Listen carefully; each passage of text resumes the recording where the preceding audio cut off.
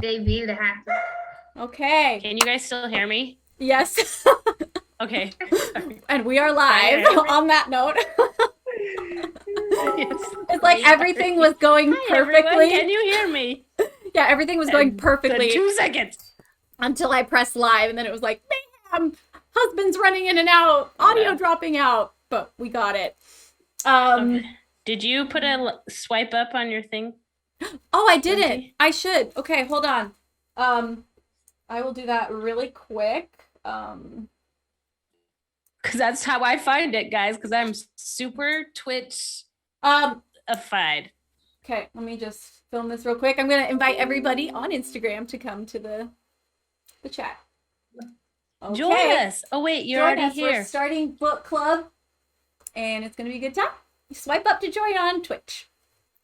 Lindsay, can you post this for... Oh, never mind. She sent me the link. Okay, sorry. I'm like trying to multitask, and I feel like I'm all over the place. So sorry, everybody. Do you guys want to comment on how amazing Lindsay's hair looks? Yes, I guess. I think they're already commenting. I love the hair. Thank you, guys. Okay, this is not copying, but yeah, I had to buy a wig for a project that I was shooting this week, which I can't tell you about yet. But when I was buying the wig for the project, I don't know, this one was on sale, and I was like, I have to get that poor green wig that nobody wants, and I kind of love it. So, and I realized that I have quite a few wigs just from different projects and videos I've done. So I'm like, maybe every week for a little bit, I'll just come on with a different wig. It'll be like, what are we going to wear today? They're going to be like Moira on... Moira! Yes, I should just hang them all on the wall behind me and give them names. You got to start naming them, yeah. Oh my gosh. Everybody, we love Schitt's Creek over here. We think it's so funny. You guys are the ones that got me to watch it. You guys and Lindsay Fishman. Oh, it's so funny. Oh, Lindsay Fishman loves it too. Yes, she's the one that kept being like, you have to get through season 1 and you will love it. And so finally I was like, okay. And I was very happy I did. Agreed? I did. I very much so agreed. Okay, so everybody, I want to just briefly welcome you to our book club today. I got so many emails, by the way, from you guys. Some of them were really long and so in-depth, and I just want to say thank you for sharing so much of yourself with me and sharing your stories with all of us. They were really inspiring, so thank you for your emails in. And yeah, with that, I think maybe we'll dive right in. But also, let's see. Again, we're reading Daring Greatly is the book, and the reason that I wanted to start with this is because, oh, there, thank you, Janny, our book model. This book is the book that inspired my entire Brave Enough album. Like, people always ask me, what inspires your music? Like, I probably get that question almost more than anything. And honestly, I get inspired by for a lot of my writing by literature and books and just like honestly self-help stuff. It like, because it makes me feel powerful. It makes me feel like I can do things, and it fuels my music. So that is why we're reading this book. Also, everyone, I just want to say thank you for subscribing. Thanks for following. Thanks for being here. If you subscribe, you get to be a part of a little subscribers only section of the Discord. I go in there twice a week, and I try to answer all the questions that were asked, and that's kind of fun. But anyone can be a part of the regular Discord. So you can just type in !Discord. It will take you to there so you can join in all the fun chats. I really enjoyed seeing all the community. Also, my crew members jump in there a lot and answer questions. So it's creating quite a fun community. And then also, if you subscribe, not only do you get the subs only Discord, but you also get the fun little emoticons, which were made by Helen Butcher, who's actually one of my fans, and I love her art. Okay. With no further ado, that was a mouthful, but I feel like I got it all. So thank you for joining, everybody. Let's dive in. This chapter was like really overwhelming for me. Do you guys see Benson just like floating in the background? Sorry. I'm sorry, my computer keeps beeping and I'm like, it's beeping, come fix it. And he's like crawling in. Reach up and grab Army crawl. I'm sorry. I won't call you out next time, Benson. I will. I know. He can't even hear you, so. Yeah, I saw his like floating head. was Ignore the man in the corner. Well, if it makes you feel any better, I can't hear your beeping. Oh, good. So I swear he keeps. Just kidding. You can you? can. Oh, you jerk. Well, Jenny would. Okay. I'm just She kidding. says I I can't couldn't hear hear it. Oh, it's Yeah, you're gonna hear it. I really Okay, can't well, I hear guess it. Yeah, doesn't it'll matter. probably just Okay. annoy you, but Okay. sorry. Okay, I just was worried it was interrupting you guys. No, Okay. I didn't even notice. Okay. Get out of here. Just kidding. Oh, aggressive. Okay, so we're starting on page 112, chapter 5. But yeah, this chapter I felt like had so much in it, and it kind of took me like just my thoughts all over the place. So if this feels a little disjointed for anyone else, that's because that's kind of where my brain went when I read, and it looks like Caitlin, you felt the same way. Yeah. I think, yeah.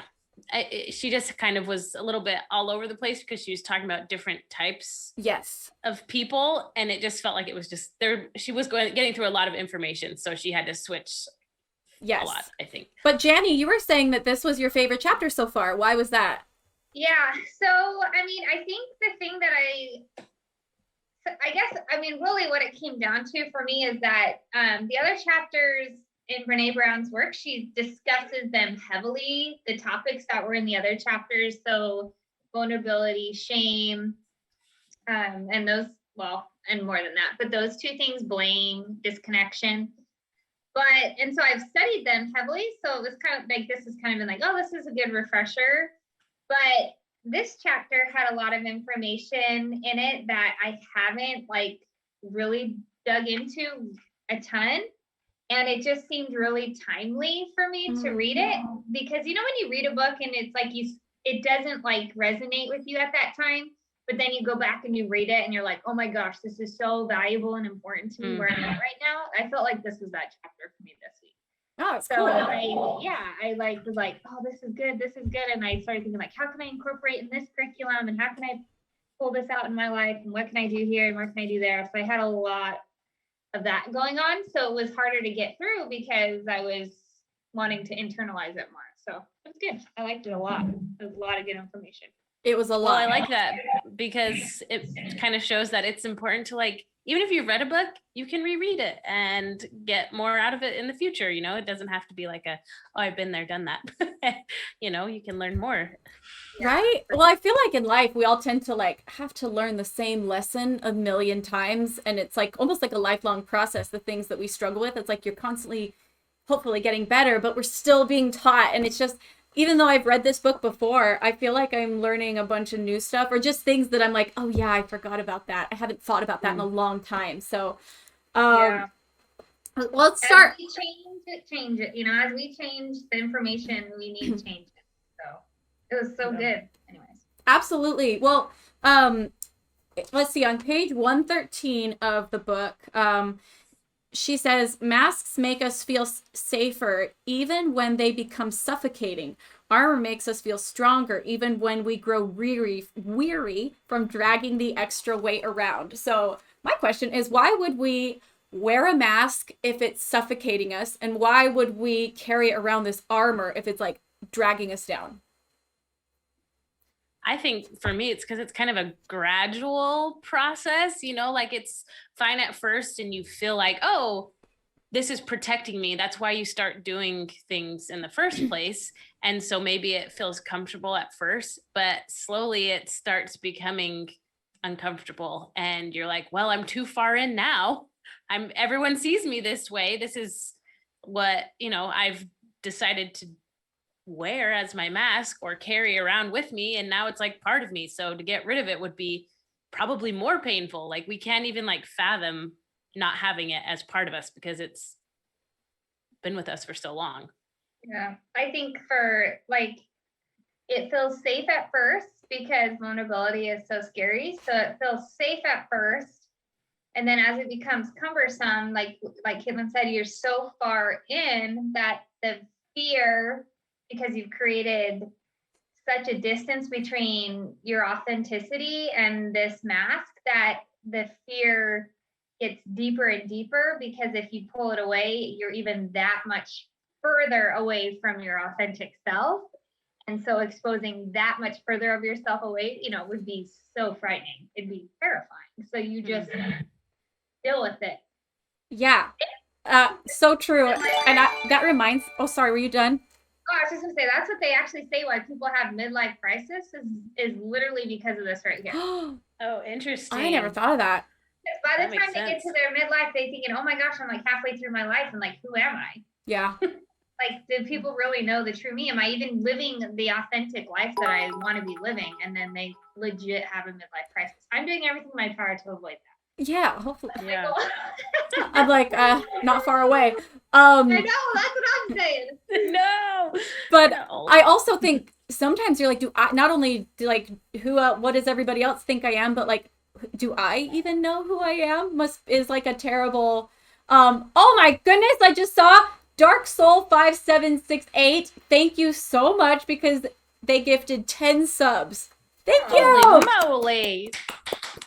Deserves a round of applause. Thank you. That means again, but It's a big deal. They gifted us. They paid for a subscription for 10 people. That's really cool. Nice. So kind of you. Thank you, Dark Soul. Yeah, because You little light. everyone. I know. Look at you, just making everybody Being happy. shiny. So what you guys were saying reminded me of something that I learned when I went to a Tony Robbins conference, and he talked about how one of the most primal things that we as humans think we need is certainty. Like the need to like feel like we know what's coming is very, very innate in us. And so like he basically said that sometimes we will often hold on to behaviors or lifestyles that are detrimental to ourselves because internally we at least know where they're going to take us. They're predictable. We know ourselves in that. And the thought of like abandoning even like addictive behaviors that are like really detrimental to you, and it could be a myriad of things like personality traits. It could be disorders. It could be jobs. It could be anything, but relationships. Absolutely. It's like, at least I know what this one is and the certainty is there because I understand it. And so it's an interesting thing to evaluate. What are we holding on to because we feel like it's us, or what are we holding on to because we just know what it is? We understand it. Yeah. Yeah.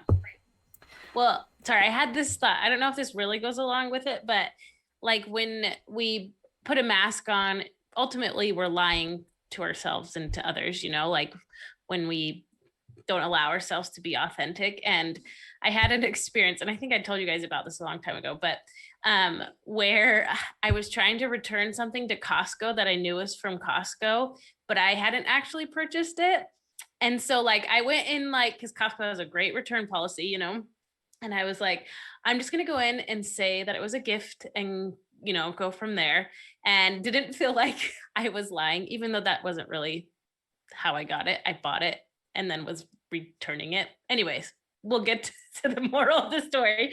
And so I like went in there all confident. And then in the process of trying to return it, they had asked me more questions. And I just ended up like digging myself deeper into this lie. And it was just like the worst experience ever. Like I felt so awful. They, you know, gave me my money back or whatever. And I like turned around and was like, I literally cannot take this money. Like I just felt so awful about it. And after I resolved it a little bit, I like cried the whole way home, and my husband was like, you are ridiculous. I was like, but I like went in there and I felt like, okay, I can do this much, you know, but like even that much was not a good amount of lying. Like there's not a level of like, okay, this is the amount of inauthenticity I can have, because it literally compounds. Like when you have interactions with people, or when you know, try to return something to Costco that you didn't buy at Costco. But, you know, like, it's just, no.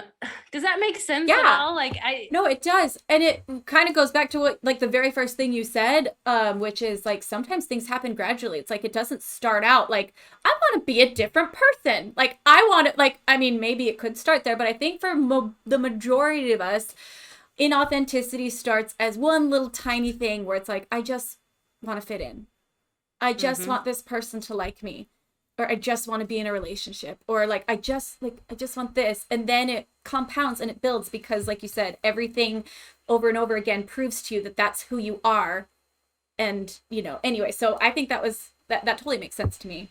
And but I did give them my money back, guys. I'm not a terrible person. Wait, you gave it back?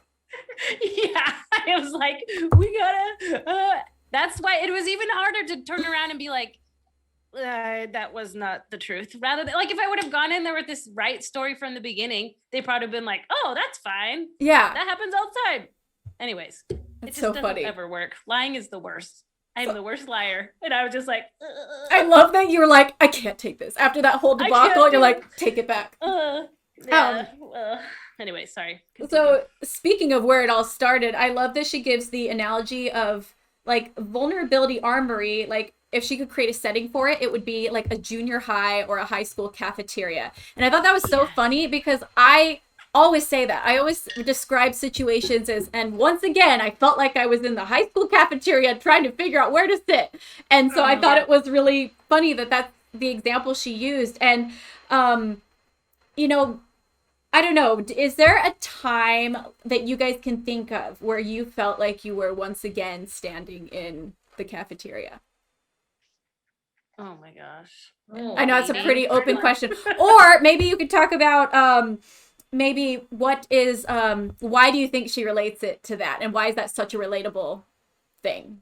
Well, I mean, it's funny because I had like a very distinct moment in the cafeteria of the high school, which is so funny. Like I had this very distinct moment, and so I grew up dancing. That's what I did. Like, so that was where my probably put too much value and worth, which is funny because after college I didn't dance again, which I miss. One day I might start again. But anyway, so I remember having a group of friends that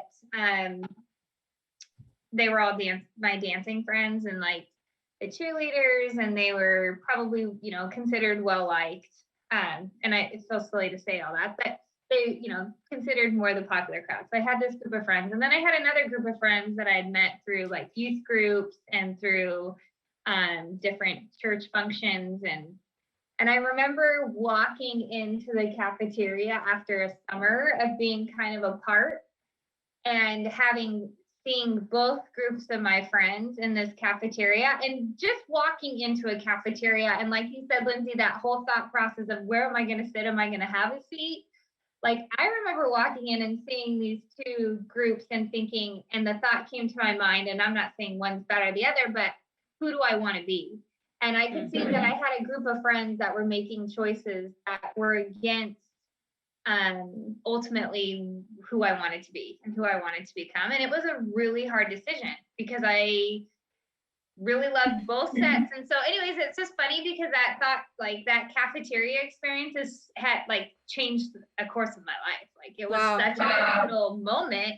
So when I read that in her book, and everyone has cafeteria moments, but sometimes they can define us if we let them, and maybe for good and also maybe not for good, and sometimes in ways that make us feel really bad about who we are. Like if you walk in and you don't have a place to sit, and the flip side of it is if you've ever been in a situation where you're sitting in the cafeteria looking at somebody walking in, are you brave enough to say, come sit with me? Yeah, that's a really good point. Have that ability now, but I can't think of anything. I mean, I'm sure I have experiences of cafeteria moments throughout my life. I have no doubt. Well, I mean, it's interesting. Like, I mean, I can think of a couple. They're not noteworthy enough to even share. They're just experiences where I remember just specifically being like, I don't know what to do. I don't feel like I'm important in this room, and I don't think I belong here. Like, and and the crazy thing is this happened in this last year. Like it happens to us as adults. And, we always think to ourselves, and she even talks about in the book that we think almost that like, oh, I would never do high school again. A lot of people will say this, because gosh, kids are so insecure back in high school, and, we all didn't know who we were. But then you think about it and you're like, is it that we become more secure as adults, or is it that we just get better at being insecure and masking like we're fine? Because I guarantee you, like I said, all of us and everyone in the comments, I'm sure I've seen people saying that they can relate to that as adults. And so, like, I don't know, why do you think it is that, let's see, why is it that we hold on to them? And do you think it is that we are just insecure, more insecure then, or do you think we are more insecure now, generally? We're figuring it out. That's like, I think she even says it in the book, like, it's more obvious to see when a kid is like trying to, put on this vulnerability armor, she calls it, right? Yeah. Just like, I love this part. She says, the kid reacting or says this, I don't care what those people think. They're so stupid. The dance is stupid. Can you call their moms and find out what they're wearing? I really hope I get to go to the dance. Like and I like feel that mentally almost, but I'm like, I can keep my cool on the outside, but like really we're all feeling that now. We've just learned behaviors to like protect ourselves, and they just, as we grow older, we've had more practice, and so it gets easier, which is terrible, but it gets easier to put that armor up and the walls up. I know it's funny because this past week, so I work with the youth in a church group, and I have this woman that's my partner, and we had an activity where, we had an activity, and the activity had ended, and everyone kind of formed their little clique groups and kind of went, and then there were a few that were kind of, off to the side by themselves. And as an adult, like, we see that within younger people, and we immediately recognize, and we're like, okay, how do we remedy this situation? But it's funny because the next day, when I was talking to this woman, we had like a little meeting, and we were just kind of discussing, like, how can we make sure everyone feels included and valued and loved and cared for and important, and how can we foster those relationships with how can we get these girls to foster that relationship and be a safe place for one another? She like just basically said, I was experiencing my teen years all over again, and it was very hard and painful for her to face. And so her shame reactors went up, and she wanted to go over to those group of girls that were kind of together and just rip them a new one, right? Like, why aren't you including those girls over there? And like, and so it was so interesting because like it was that defense came out so quickly, because it was painful to experience. And I think so it's easy to see, but and it still triggers those painful emotions and feelings inside adults just as much. Absolutely. But we kind of have a little bit more control in some ways, and a little bit more wisdom, not always, and hopefully a little more emotional intelligence. But that happens. Now take it and turn it to a room full of adults, and you see two women off, or a woman off to the side. Do we as quickly recognize that woman off to the side by herself as someone that needs companionship or friendship, or do we think, oh, she probably just wants to sit by herself? You know what I mean? So it's sometimes harder for adults to see that. Whereas for kids, for us looking at a kid, we're like, well, we know when we were a kid, nobody wants to be by themselves. Like, that's terrible. But we oftentimes recognize that even adults. Yeah, well, and because we assume that, like, oh, it was left back in high school, we don't look for it as much in adults. But also, I think it makes us even more ashamed when we feel it as adults, because you're like, I should be over this insecurity, or I shouldn't be doing this anymore. But it's not that you shouldn't feel it. It's that, okay, let's think of better coping mechanisms. Of course, we're going to feel left out. Of course, we're going to have shame triggers, probably even more than when you're in junior high, because all the experiences that have taken you to where you're at. But it just becomes about like, okay, I'm putting on this armor. I'm feeling this way, but what's a better way to do it? And we'll talk more about like how to deal with the armor that we like automatically put on when we feel shame. She talked about masks and armor being interchangeable between people often. I think this was on page 115. She says, I found certain parts of it to be interchangeable when you pry open the doors of the armory. So what do you think? Why do you think it's interchangeable among people? Like some of our shame triggers, some of the armor we wear. I I don't know. She talked about like universal pieces. Sorry, Jenny. Oh, you're saying like why do we? Yeah. Why we all share a small array of common protection mechanisms. Our armor may be custom made, but certain parts of it are interchangeable. Yes. Well, I think I can't remember tons about exactly what she was referring to, but I think human nature runs deep within all of us, and there are certain eternal truths about being human that, like, we know that we all want to feel like, you know, we're all deep wired for connection and love and belonging, and so that we all kind of share. We have those needs, and so it's almost natural to have armor to protect those needs. I think that's what she's referring to, but I'm not totally positive. You can tell me if I'm off. I mean, I don't know. It was kind of an open-ended question because I had my thought of what it could be, and I think that's a really good thought. And I just kind of remembered back when I went to like group therapy years ago, and I felt so alone. I felt like nobody could understand what I was feeling, but yet as I sat in this room with all these other grown women, you know, that we're all feeling these same vulnerabilities, and we all came from such different backgrounds, such different histories, and we had different issues that we were dealing with, but we all had similar like feelings and some similar ways, like, you know, some just the root was very relatable, and it was like, oh my gosh, she feels the same way I do. Oh my gosh, she copes the same way I do, even though we are from such different situations. And so it is really nice to see that, like, you can almost see yourself in others so that you can find comfort and like, not like, also we had a mentor, each one of us, like someone who had been through an eating disorder or whatever it was that could help us. And so it was like she understood the armor that she had and was able to help me get rid of the things that I was carrying because she understood them.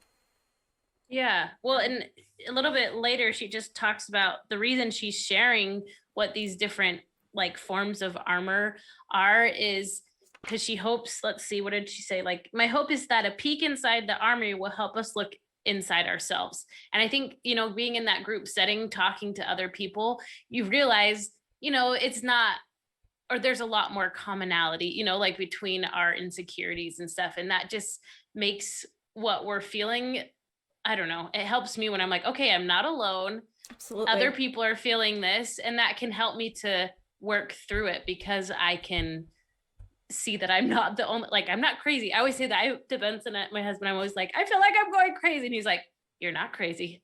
That's normal. Yeah. You know, like, and that's a big deal for me to be like, okay, I'm not crazy. It normalizes the craziness almost, like, yes. It creates a, yeah, like the feelings of not being alone, a safe space,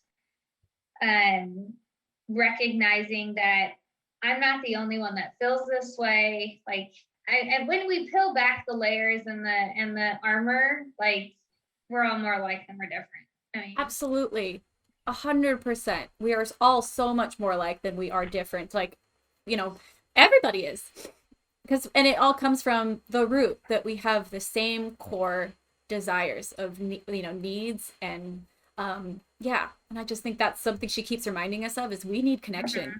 We need love. Like, that's the root that connects everyone. You know, I want to skip to page 18.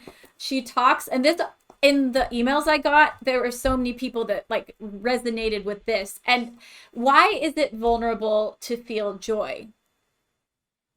This was like mind blowing for me. I was like, yeah, this first, because like so much of what she's saying, I was like, yes, I feel the same exact way. I totally do that. But then I was also just, I don't know, I just felt like it was mind blowing in a lot of ways because, so she talks about, sorry if I'm talking too much. No. Like when you're looking at your child or a loved one and you just have that moment of where you're so happy, and then my brain at least does this where I switch and I'm like, but something could happen to them, you know, like, and it robs me of that joy. And I'm sorry, what was your question? Why is it very vulnerable to feel joy? Yeah, you're going in the right direction. Oh, okay. I knew I was getting there. I just needed a reminder. But it's because we're expressing, showing something that has value to us. You know, like I grew up in the ghetto, and so like I have these things that I do like to protect myself, like, and my husband did not grow up in the ghetto, and he's always like, why are you doing that? Like, I triple check locked doors. Like, I always, do all these things where he's like, why? I'm like, because there's scary things out there. And so I want to protect the things that have value to me. And so, for example, like, I don't know, when you have something that brings you joy, you're almost exposing it, Yeah. You're like recognizing it and showing that it has value to you. And that makes it open for attack. Does that make sense? I'm not making much sense, but no, I didn't. This was the thing that hit me the most out of all the things this time around reading this book, is I never considered experiencing joy as a form of vulnerability. That's what I thought too. I was like, I've never thought of that. Yeah, ever. That was huge. And the thing that hit me the most is that the reason we quickly jump from joy to fear is because ultimately it breaks down to, do we feel worthy enough to experience that joy? And because if we're not worthy enough, it can be taken away from us, or we don't deserve it. It can be taken away from us so quickly. So like Caitlin said, like I have had so many experiences where I'm having like a beautiful moment with my kid or my spouse or whatever. And I like with every fiber of my being, like recognize how grateful and how much I love my spouse. Like I have one of the most phenomenal men out there. And the second I start experiencing that thought process of how much I love him, I almost immediately go, he's going to get killed, or he's going to die, or something's going to happen to him, because there's no possible way that this could be my reality, right? That I got this lucky. And then I realized after reading this chapter, it's truly because of, I don't have a deep enough sense of worthiness that I deserve to have something like that. And that was like, what? Like, how can I allow that to rob me? So I love her antidote for it, but I'm sure we'll get there. But yes. Gosh, it was so mind-boggling. It was, because I was just like, wait, joy is vulnerability? And again, I've read this book before, so I was like, how is this a newsflash? I just missed this chapter. I like, there's a couple comments in here I want to read, and Prism Stirling says, it almost feels too good to be true sometimes, like you're living totally isn't real, and you should be full of sadness almost. And let's see, what some other ones. Let's see, there was a lot of good comments. Sorry, I'm trying to find them. Being joyful opens us up for extreme failure. That's PTA Sterlingite. Yeah, there was some really good ones in here. So thank you guys for all your comments. Analog Kid, because the thing that brings us joy can also be attacked. Yep, true. That's vulnerability. Isn't that, like, even Caitlin, you said that, like, the thing that we love the most, that makes the fact that we love it that much, that means it's vulnerable, like it's open for attack, which is the very definition of vulnerability. Yeah. So of course we want to shield it and protect it and not even allow our minds to go there. I just I'm still just so shocked. I'm so shocked by this concept, because I don't want to do that. I don't ever, like, in the story or in the book, she talks a ton about how people that decided, well, in order to protect myself, I'm just not going to allow myself to feel that ultimate high of feeling joy in those moments, because of the fear of it taking away. But then that guy in this particular situation, that guy whose wife died, and he's like, what I would do to go back and allow myself to experience joys, because it didn't make that's what it was. It was the fact that I was afraid of losing her. And so I was afraid of feeling deep enough in order to not feel bad if something would happen to her, but it never prepared me for losing her anyway. So I just missed out on all these experiences of joy with her. Absolutely. By the way, I want to read. Sorry. I want to read from Your Ordinary Man. It says, it makes perfect sense, Caitlin. We cherish joy so much. We fear it will it will be taken away. Finding joy in something puts value in it. And when something is valuable, it's worth being taken. No, but Jenny, Oh, yeah. I loved that comment. And it is really interesting. And I love that she shared that story about that man, because it's like, yeah, why would we think that being sad, like not valuing something in the moment, would make it any less painful to lose? Because Can I read it? Yeah, quick? please. It's really quick. Just I think it needs. It's so good. You guys have okay. On the bottom of 120, a man in his early 60s told me, I used to think the best way to go through life, oh my gosh, I'm like getting emotional, was to expect the worst. That way, if it happened, you were prepared. And if it didn't happen, you were pleasantly surprised. Then I was in a car accident and my wife was killed. Needless to say, expecting the worst didn't prepare me at all. And worse, I still grieve for all those moments we shared and that I didn't fully enjoy. Yeah. So it's so true. And this is not a dramatic example, but I thought of this story, and I know I probably talk about stories from Dancing with the Stars a lot, just because it was such a dramatic, it was such a packed experience in my life, full of so many emotions, and I feel like I learned so much in that experience. But okay, I remember an experience of really leaning into joy on that show many times. And one of which was after Mark and I performed our final, our freestyle dance, the one where we were both conductors. I remember when we finished that dance, in my heart, I felt so strongly that we won. I knew it. I was like, I think we won. And I let myself feel that. I let myself sit in it. And I had this glorious night. They didn't announce the winners till the next day, but for a whole 24 hours, I felt like I won Dancing with the Stars because I had done my best and I let myself. You did win it. Thanks, Jenny. But the next night they announced that I didn't win, and it didn't hurt anymore. I was disappointed, but it's not like the fact that I felt like I won made it hurt more. Now I'll always have that beautiful memory of honestly winning Dancing with the Stars because I felt it so strongly and I let myself find so much joy in that moment. And I love what she says here. We're trying to beat vulnerability to the punch. We don't want to be blindsided by the hurt. So it's just crazy. Yeah. So you were saying, yeah, go ahead. Well, if we're going to have things that hurt us in our life, we're going to have moments that are difficult. That is the understatement of the year. But it's not going to change it. Our worrying about things, our fear of something happening, and feeling that premeditating that feeling is not going to change the feeling later. You're just adding more of that feeling earlier, which I'm like, why do I do that to myself? Why? Because it's the way our brains work, it's we're allowing that false information to become true in our heads. And so we have that emotional and physical response happen.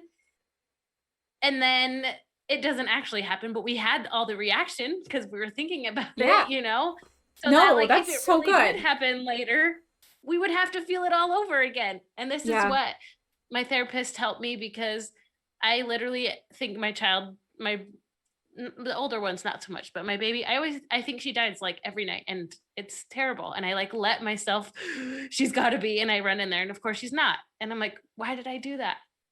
It's still something I'm working through, but having that, we're if she is, I'm going to feel it later. I don't have to feel it now. Does that make Actually, this is a perfect segue to one of our email comments from David. He is Silver Wolf 2020 on the chat, I believe. But he talks about this very same thing. He shared a really a pretty tragic story of how he lost his fiance at one point.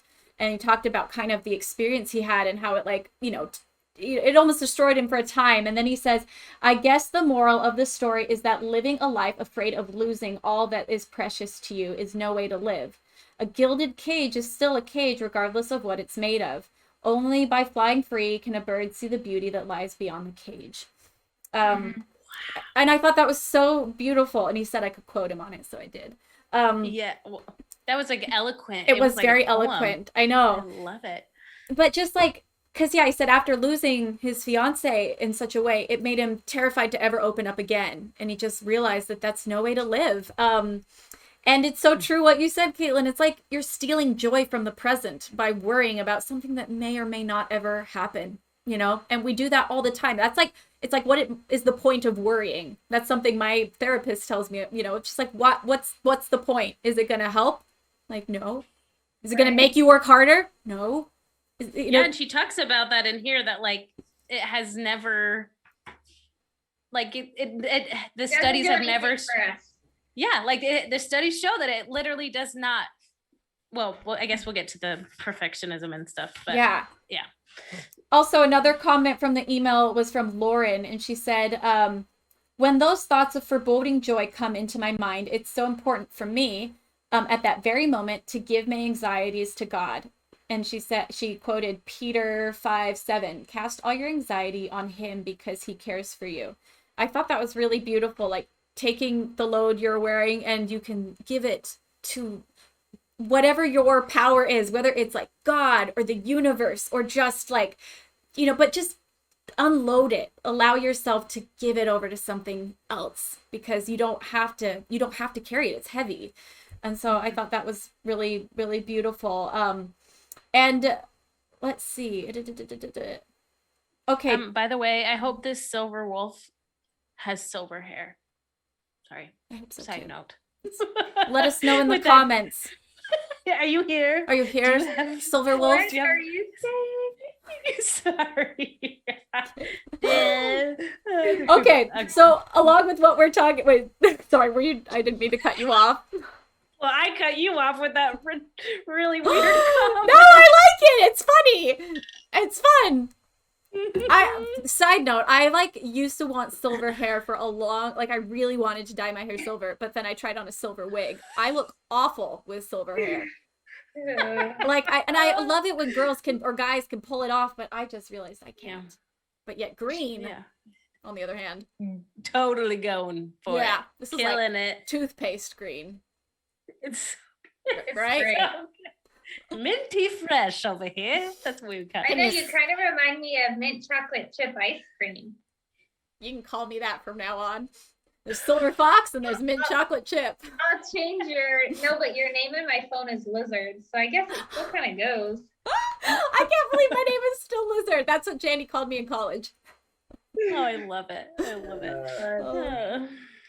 So good. Anyways. Okay, sorry. Segue, but hey, segues are fine. We like a segue every once in a while. Like I said, squirrel. Yeah.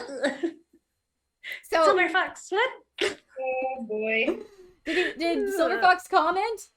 No. Oh, okay. Someone said they Silver saw Wolf. Side note: silver hair runs in my family. He says. Wait. Oh, I do see it. So I kind of want a picture, but I guess that's not on here. It's not I don't think Twitch does. I don't think it does photos. No, that's probably a good thing. Probably good. Yeah. So, along the same conversation, people often say that setting your hope is setting yourself up for failure. But how can hope actually prepare you for the future? Like by leaning into joy and leaning into hope. How can that actually help you? Because there is that myth, and I kind of hate it when people say that, like, oh, I don't want to hope because it'll set me up for failure. Because don't get your hopes up. Yeah, don't get your hopes up. I said that out loud to my mom last night. I said, well, I'm not going to get my hopes up. And I stopped myself. And then we had a conversation about this. And I was like, I'm not going to say that anymore. Because I don't believe it. Anyway, so what are your guys' thoughts on that? Well, I think not necessarily specific to that question, but she goes over, she goes over the anecdote, and the first one it talks about just the simplicity of joy, they come to us in simple moments. And in my experience, the times when I do feel the most hopeful and I do feel joy are in those simple, small moments. They're never in these extraordinary big things. Yeah. And everyday living that gives me hope, those small little glimmers, I guess. I don't know. I don't know if that answered your question. Well, I love that. I think that's true. Allowing yourself to like really sit in those like, or I guess just looking for the moments. One thing that I was thinking about. Oh, sorry. Go on, Caitlin. No, you go. Oh. They like hearing you talk, so I want to. They like hearing all this talk. That's okay. But so the whole idea of how like hope isn't setting you up for failure or it's actually setting you up for your future. And I thought about all the things that like hope like is such a positive emotion. Like even right now in LA, I've said multiple times, you can feel that people are getting hopeful again because the industry is opening and people are happier. And it's not like, hey, don't feel hopeful because I might not get to tour this year and I'll be sad again. Well, I'm gonna be sad whether or not I'm hopeful. So the feeling that I feel right now of hopefulness has made me so happy and energized. So it's actually going to help me when I get to that point. If they say that I can't tour, it's better that I've been like energized and happy leading up to that rather than like, and I thought of something that me and Caitlin's mission president's wife used to say all the time. She'd say, do you want to be a Tigger or an Eeyore? And like, if something bad happened to both of those characters, I think we all think that Tigger would respond or recover faster than Eeyore because Eeyore's been sitting in hopelessness and kind of a Debbie Downer all the time, where Tigger lives in hope and lives in jovialness, and so he would probably experience something bad and then he would move on faster. Also, well, I was just thinking, sorry. No, go about on. how kids, well, you think about like young kids and when you tell them like, or I don't know, sometimes my kids come up with things and I'm like, how could they even think that that's possible? But their hope for something is like, it like motivates them. It creates an energy for them to want to do something. Yeah. But as adults, we're like, there's no way you're going to learn to fly with those little paper wings you just made. But like, they're going to try their darndest to get it. And like, that's not a bad thing, but like until they jump off the roof. Okay, don't do that. Yeah, well, they could learn. What doesn't kill you makes you stronger. Just kidding. But really, like, there is energy that comes from hope, whereas hopelessness is literally the opposite. And I just envision like someone full of hope, like at the door, like ready to go, and someone with hopelessness is like sitting on the couch, like, meh, not even gonna try. Yeah, I love that you said it's energizing. Like literally when I feel hopeful, it's fueling. It helps you manifest. It helps you set goals. So it's like, let's all live in hope. Like I don't think I'll ever again say, well, I don't want to get my hopes up. Because it's like, heck yes, I'm going to get my hopes up and, hope for the best. Yeah, it gives you purpose and meaning. I think that's like what you guys are saying. Like this for me, I'm like, yeah. Hope gives you purpose and meaning. Mm-hmm. PTA Sterling 123 said, I heard this a while ago. The biblical definition of hope is earnest expectation. I love that. Yes. No, I'm looking at the comments now. I know. Children are the personification of hope. Yes, they are. Oh, Deacon 123. Oh, Deacon. I don't know. These names, guys. It's like hard. Also, someone, Analog Kid 75 says, he's basically saying, I've always said for those of us that believe in God and heaven, etc., and people wonder why we believe, and I say, well, a hope that we have a reason to go through all this earthly stuff and hope that there is more beyond. It's all about hope for a better thing.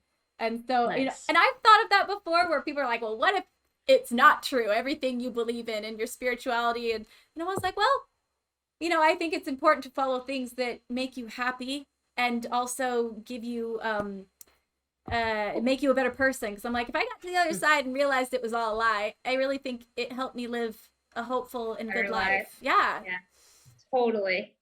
It didn't hurt you. It definitely helped you. It didn't hurt. Okay, so guys, hard-hitting question. What is the difference between happiness and joy? Happiness, I think, or joy, I think, comes from, or she connects it to something bigger than us. Like it's almost like a state of being, where happiness is usually like your circumstance can change it. Absolutely, yeah. Let's see. So I thought this was a really good section. Janny, you started to take us into this. Did you want to start to talk about like is this where the antidotes come in? Yeah. So she talks about you know, obviously foreboding joy is such a killer of all that is good. Yes. So she talks about these anecdotes, and this is like something that I was like, oh my gosh, I gotta do this. I gotta do this, you know? I want to do this. And so again, the first one, should we just go through like the list, or what do you want to do? Are you talking about 25 or page 125? Yeah. Yeah, just start us through the list. Okay, so the first one talks about joy comes to us in moments, ordinary moments. We risk missing out on joy when we get too busy chasing down the extraordinary. And I think we've talked about that pretty, even in these other chapters.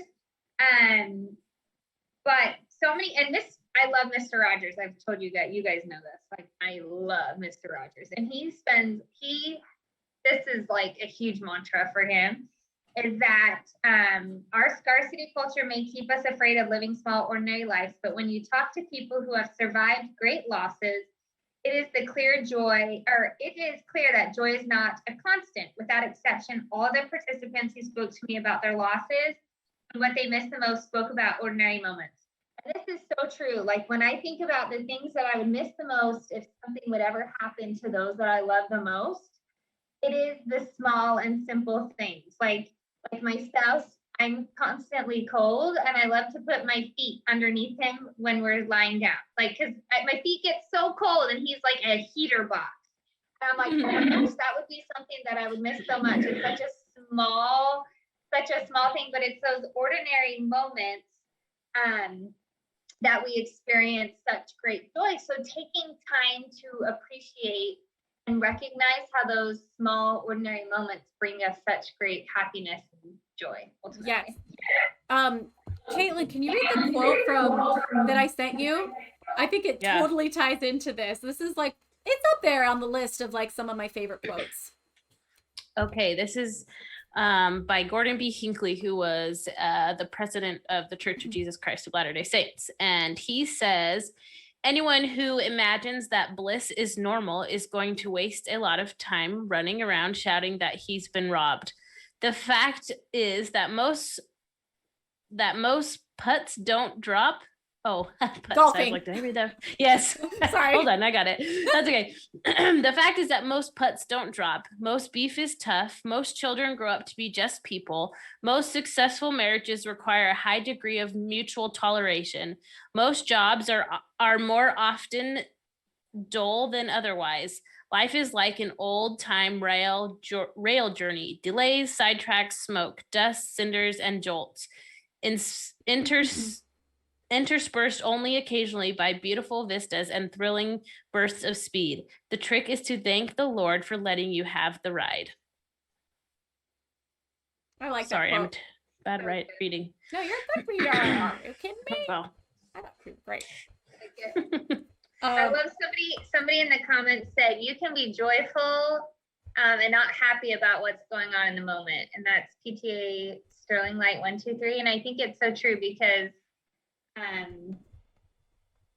it's interesting that we identify so much with happiness. Everyone wants to be happy, but joyful is a deeper spiritual feeling, I think. And so your circumstances could be really difficult and very, very hard, and you can still feel joy, even though it may not be a happy moment or time, you know? So I think that's true. And it's a lot about your perspective. Sorry, it always gets loud after. It's a lot about your perspective and what you're feeling, like, rather than just like what is giving you those hormones, serotonin, and, you know, like the emotions. It's more about like, okay, the circumstance, the broader perspective. Yeah. Mm-hmm. Yeah, that's so tricky, because it's like, it's interesting because in my life, some of the most difficult circumstances and situations that I've ever been in, I couldn't say that I've experienced the most joy or most happiness. I would say, like, it's been a lot of sorrow, but I've also seen moments of most I've experienced also the most joy in those moments too, because I don't know if it's because the dark is so dark that when the light is there, it's so apparent, or I'm not sure exactly why, but I've also felt carried too during some of those times. Ooh. I don't know. So the joy, it's sometimes I look back in memories of that really sucked. I don't ever want to go through that again. But I learned and I grew a lot, and I was able to experience a sense of being taken care of. So that gives me a sense of joy. That's beautiful, Jenny. I think that going on to number 2 also is kind of how we can find joy even when we're not happy. I thought this was, Yes. she just like flat out be grateful for what you have. When you honor what you have, you're honoring what I've lost, is something she said. Like, don't shrink away from joy because you think maybe you don't deserve it. Like, be grateful for it, because why does it doesn't help to be like, I don't deserve this, or like they don't have it so I shouldn't have it. And you know, I've talked so much just over the years about gratitude. For anyone who like follows me on social media or something, I really feel like gratitude changed my life when I started to like make it an actual practice in my life. And I already told the story about my dad when, it's a pretty dramatic story, but have I already told the story about my dad when he was passing away? Okay. I feel like, Well, I know, I'll start sharing it, and it'll be good regardless. Yes, it's a good reminder. So this is the most powerful experience where I kind of felt the difference between happiness and joy. And not to say that I was joyful in the moment, but I had peace. And so when my dad, he had cancer, and towards the end, you know, he couldn't really do much of anything. And that last week of his life, he couldn't even hear us. I mean, we didn't know. We thought maybe he could hear us, but he couldn't communicate. He just was kind of sleeping there. And we took shifts, you know, just being at the hospital with him, so he wouldn't be alone. And I remember when we thought he was actually going, we all came, like I called my sisters, and they all came down, and we all just sat around him holding hands. And it was my mom, my sisters, and I, and we all were like crying in silence as we were just like waiting. And then my sister Marina had the beautiful idea, like, maybe he can hear us. Let's tell stories of Dad. Let's like let him know how much we love him by sharing our favorite memories of Dad. And so we started, and before we knew it, we were laughing, and then we were crying, like, but the good kind of tears. And in that moment, I felt, sorry, I'm going to get emotional, but I just felt so strongly. I was so grateful for what I had. So much so that even though I was devastated at what I was losing, like my dad, it became more of a powerful feeling of gratitude for like this amazing man that raised me. And I like didn't feel joy, but I felt like internal, like I was going to be okay kind of joy. And I think that's the biggest time when I was like, recognize the distinction between the two. Lindsay, the other thing too that I think is, I think right now we live in a culture where people are afraid to be grateful for what they have in fear of offending people that don't have it. And I just love, don't shrink away from the joy of your child because I've lost mine. Don't take what you have for granted, celebrate it. Don't apologize for what you have. Be grateful for it and share your gratitude with others. Are your parents healthy? Be thrilled. Let them know how much they mean to you. When you honor what you have, you already read this part, but when you honor what you have, you're honoring what I've lost. And just like you, like practicing gratitude has totally shifted my mindset. And it is like a daily practice, and you have to actually be proactive at it because it's so easy to not. How are ways that you practice gratitude? Yeah, so I read this book, oh gosh, A Thousand Gifts. It's a phenomenal read, and then it's phenomenal.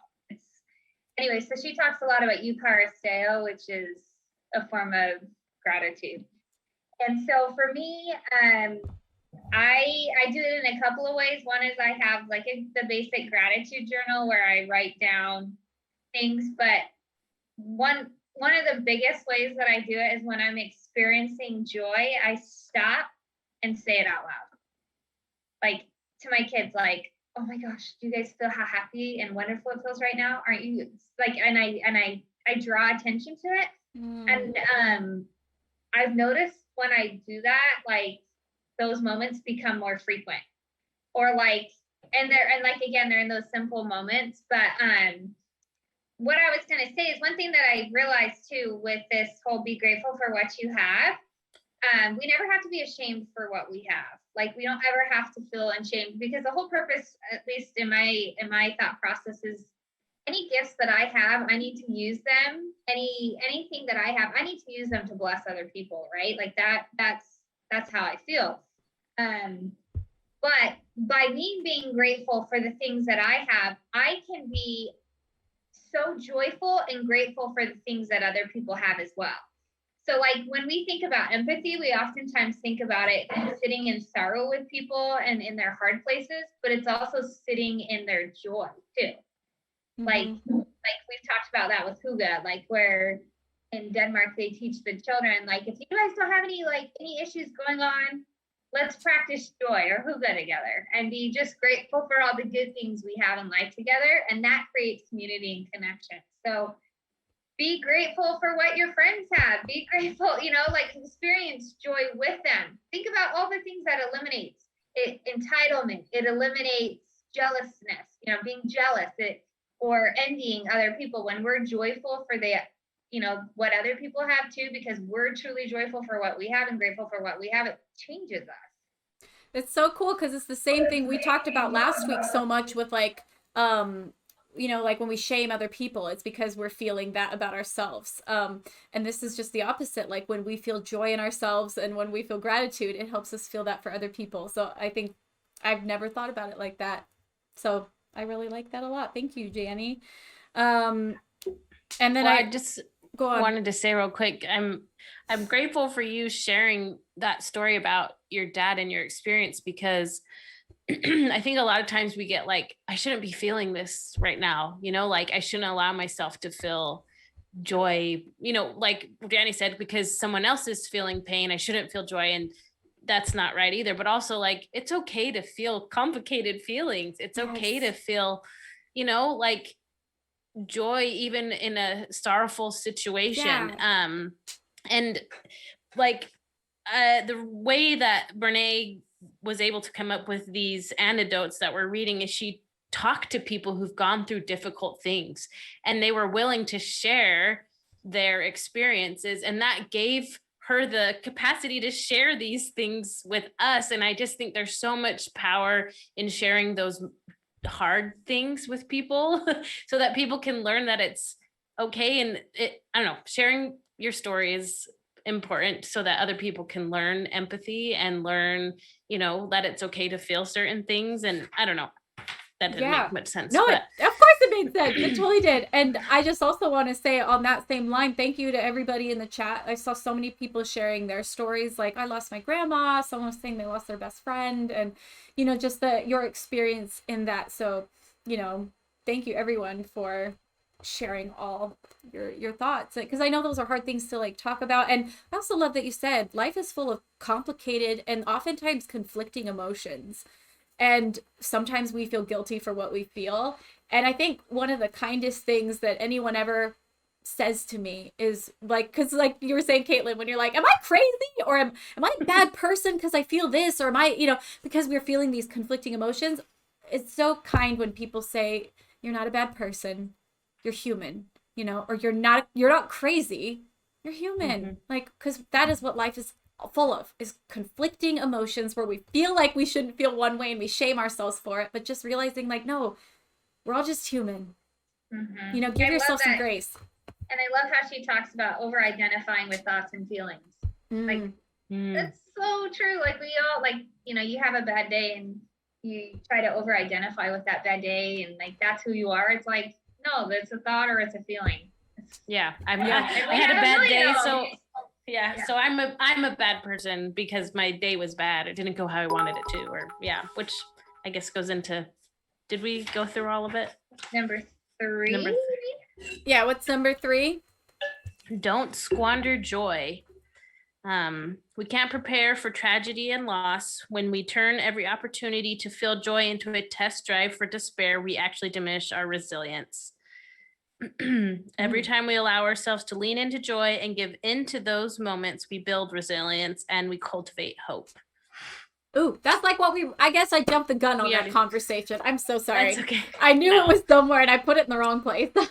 I love it. But it's so good. I think that was one of my favorite things that I got out of this chapter was like that hope is an arsenal. It's like your reserve for the future. Okay, I want to take just a slight moment, everybody, to stretch. We still have more to discuss, but everybody stretch. I also want to call out some of my peeps and thank them. Okay. New people subscribing. New subscribers. Okay, let me see. Where are we starting here? Ooh, we got one today. Cereal. Okay, so new subscribers. We got R. Scott. We've got Alone in the Corner. You're not alone anymore. You're with us. We've got Coyote Killa. We've got British Benji. Thanks so much for your 100 bits. We got Nanas Nonsense for subscribing. Thank you so much. Melinak 161. It's Baby Wise. Let's see. Yeu.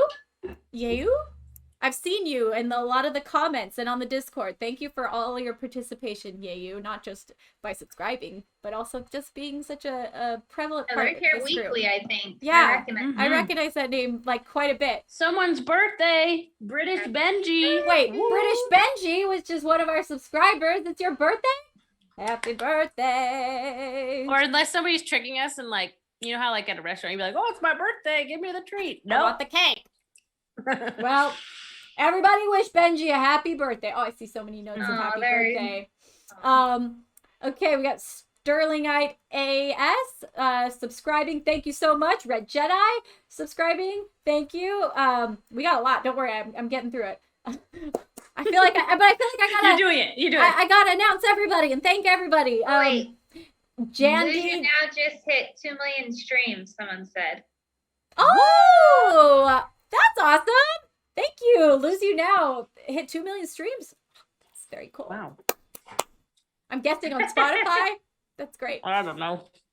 By the way, fun little tidbit for you. You heard it here first. No one else knows, but a acoustic version is coming out of that song. And it's really beautiful. Oh man, I love it. It's like got slight orchestration in the background. It's so pretty. So, a music video and that song will be coming out in a few weeks. And then next week I am releasing a fun project. It's my secret project that I can't tell you about. Oh, it's next week? Yeah, it was a very rushed project. Like they came to me and they're like, "Can you do this?" And I was like, "Yeah." By when? Do and we know like, this one? Nope. Or no? Oh. It's even secret to us. I'll tell you guys later. Okay. We actually filmed it. Yes, we filmed it 2 days ago, and I've been feverishly editing. But I took off today of editing so I could prepare for this book club. So, anyways, okay, I will continue. Jaden Nen 1 for subscribing for 4 months. Thank you so much. Whoa. Nice. Germanico subscribing for 1 month. Thank you very much. Let's see. Coop Dog 50 subscribed for the 5-month tier, and oh my goodness, this person's been subscribed for the last 5 months already. So thank you so much. MK Freak 22 subscribed for the 3-month at tier 2. Red Jedi is cheering with 100 bits. Thank you. SM Biddies. That's what Benson told me to call him. He said, "Call them biddies." What are biddies? What are biddies? Bits. I don't know. It's Benson, like the lingo. What's a biddy? I know. Tell me in the chat, guys. I know.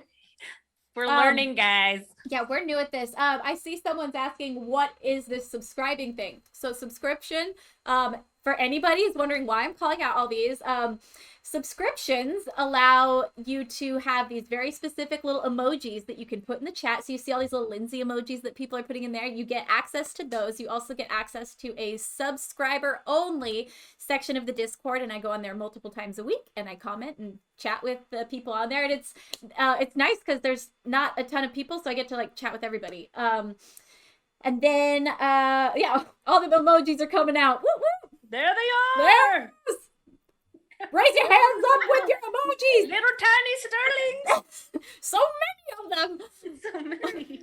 So wait, I gotta see some of these. It's like also, I want to share with you guys something really cool that I can't believe I haven't shared yet. But so by subscribing, it's a paid subscription. So you're paying basically me to be a subscriber. However, I am donating all the money that I get through my Twitch to go to the Upside Fund, which is a fund that I it's a charity fund that I give back to our fan community, people that are like going through medical, like mostly people who are going through medical situations who can't pay their bills, is where I like to focus. But sometimes I get other situations that I donate the money to as well. But thus far I've been funding it myself, but then fans also have started to donate some here and there. So this is basically a way that you not only get to subscribe to what we're doing, but also you're helping each other because all the money... is this your fund, Lindsay? Yes, it's my fund. Oh, I remember I asked you on Marco Polo, but I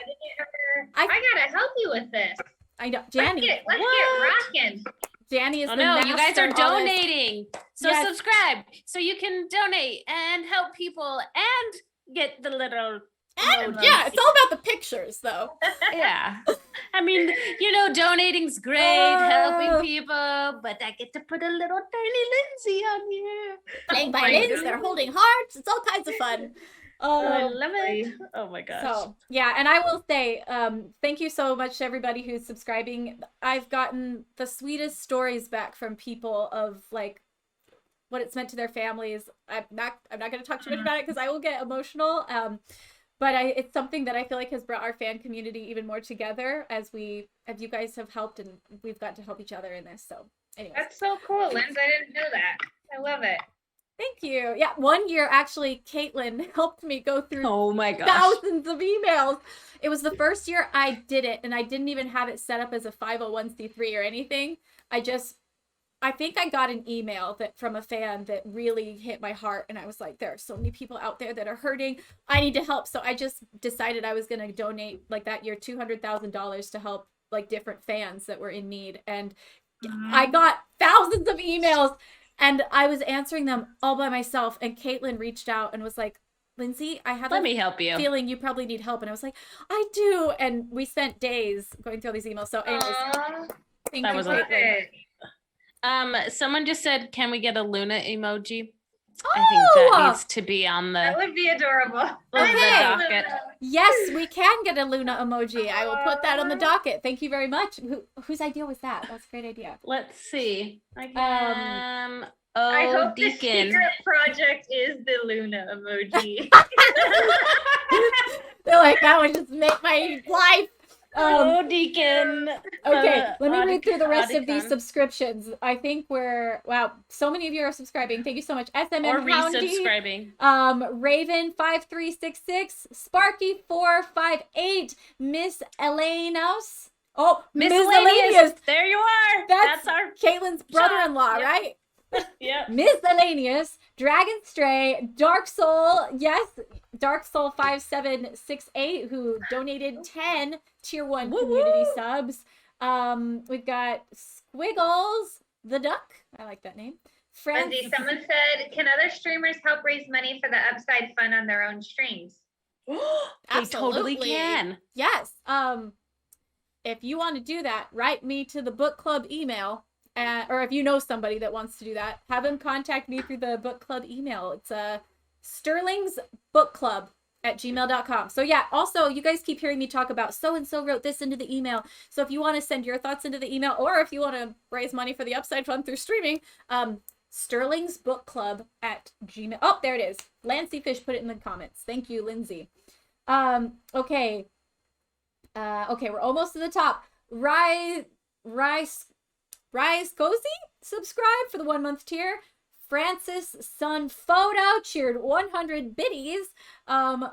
Obscure Mario subscribed. Nana's Nonsense, that's a good one. Gifted one tier subscription to Prism Sterling Eye. That's amazing. Prism Sterling Eye, I feel like we read a lot of your comments in the chat, so thank you so much. Thank you all of your comments in the chat. Let's see, and then I think MCR Music 3 gave out 5 subs. Thank you so much.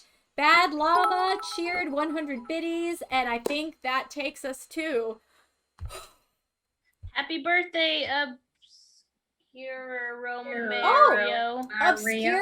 Obscuro Mario. Happy birthday. Happy birthday. Yay. Today's a good day. Thanks for spending your birthday with us. To you.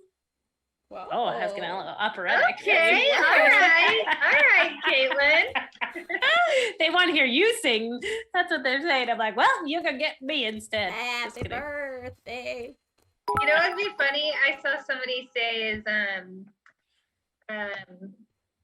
your persona. I can't think of her name. Oh, Felba. Is she gonna be on the Discord? You should have Felba join us. Oh, we should. That would We be should have amazing. Felba join 1 week. Oh, that would Felba's be been quiet. She took quarantine real hard. Yeah, she needs to come back out. Yeah, well, she doesn't know what to do, so she can't go and bother people in public and, like, That's all she knows how to do. Yeah, it's like some people were sad Yeah. because they couldn't do live performances. Felba was sad because she couldn't throw CDs in people's shopping carts anymore, I mean, it was never appropriate, but she did it anyway. People would not appreciate No. Felba. Actually, it's funny, for my Christmas special, I ran out of time. I was going to do, Felba was going to do a bit. She wasn't. Wait, you're Felba? No, Felba ran out of time.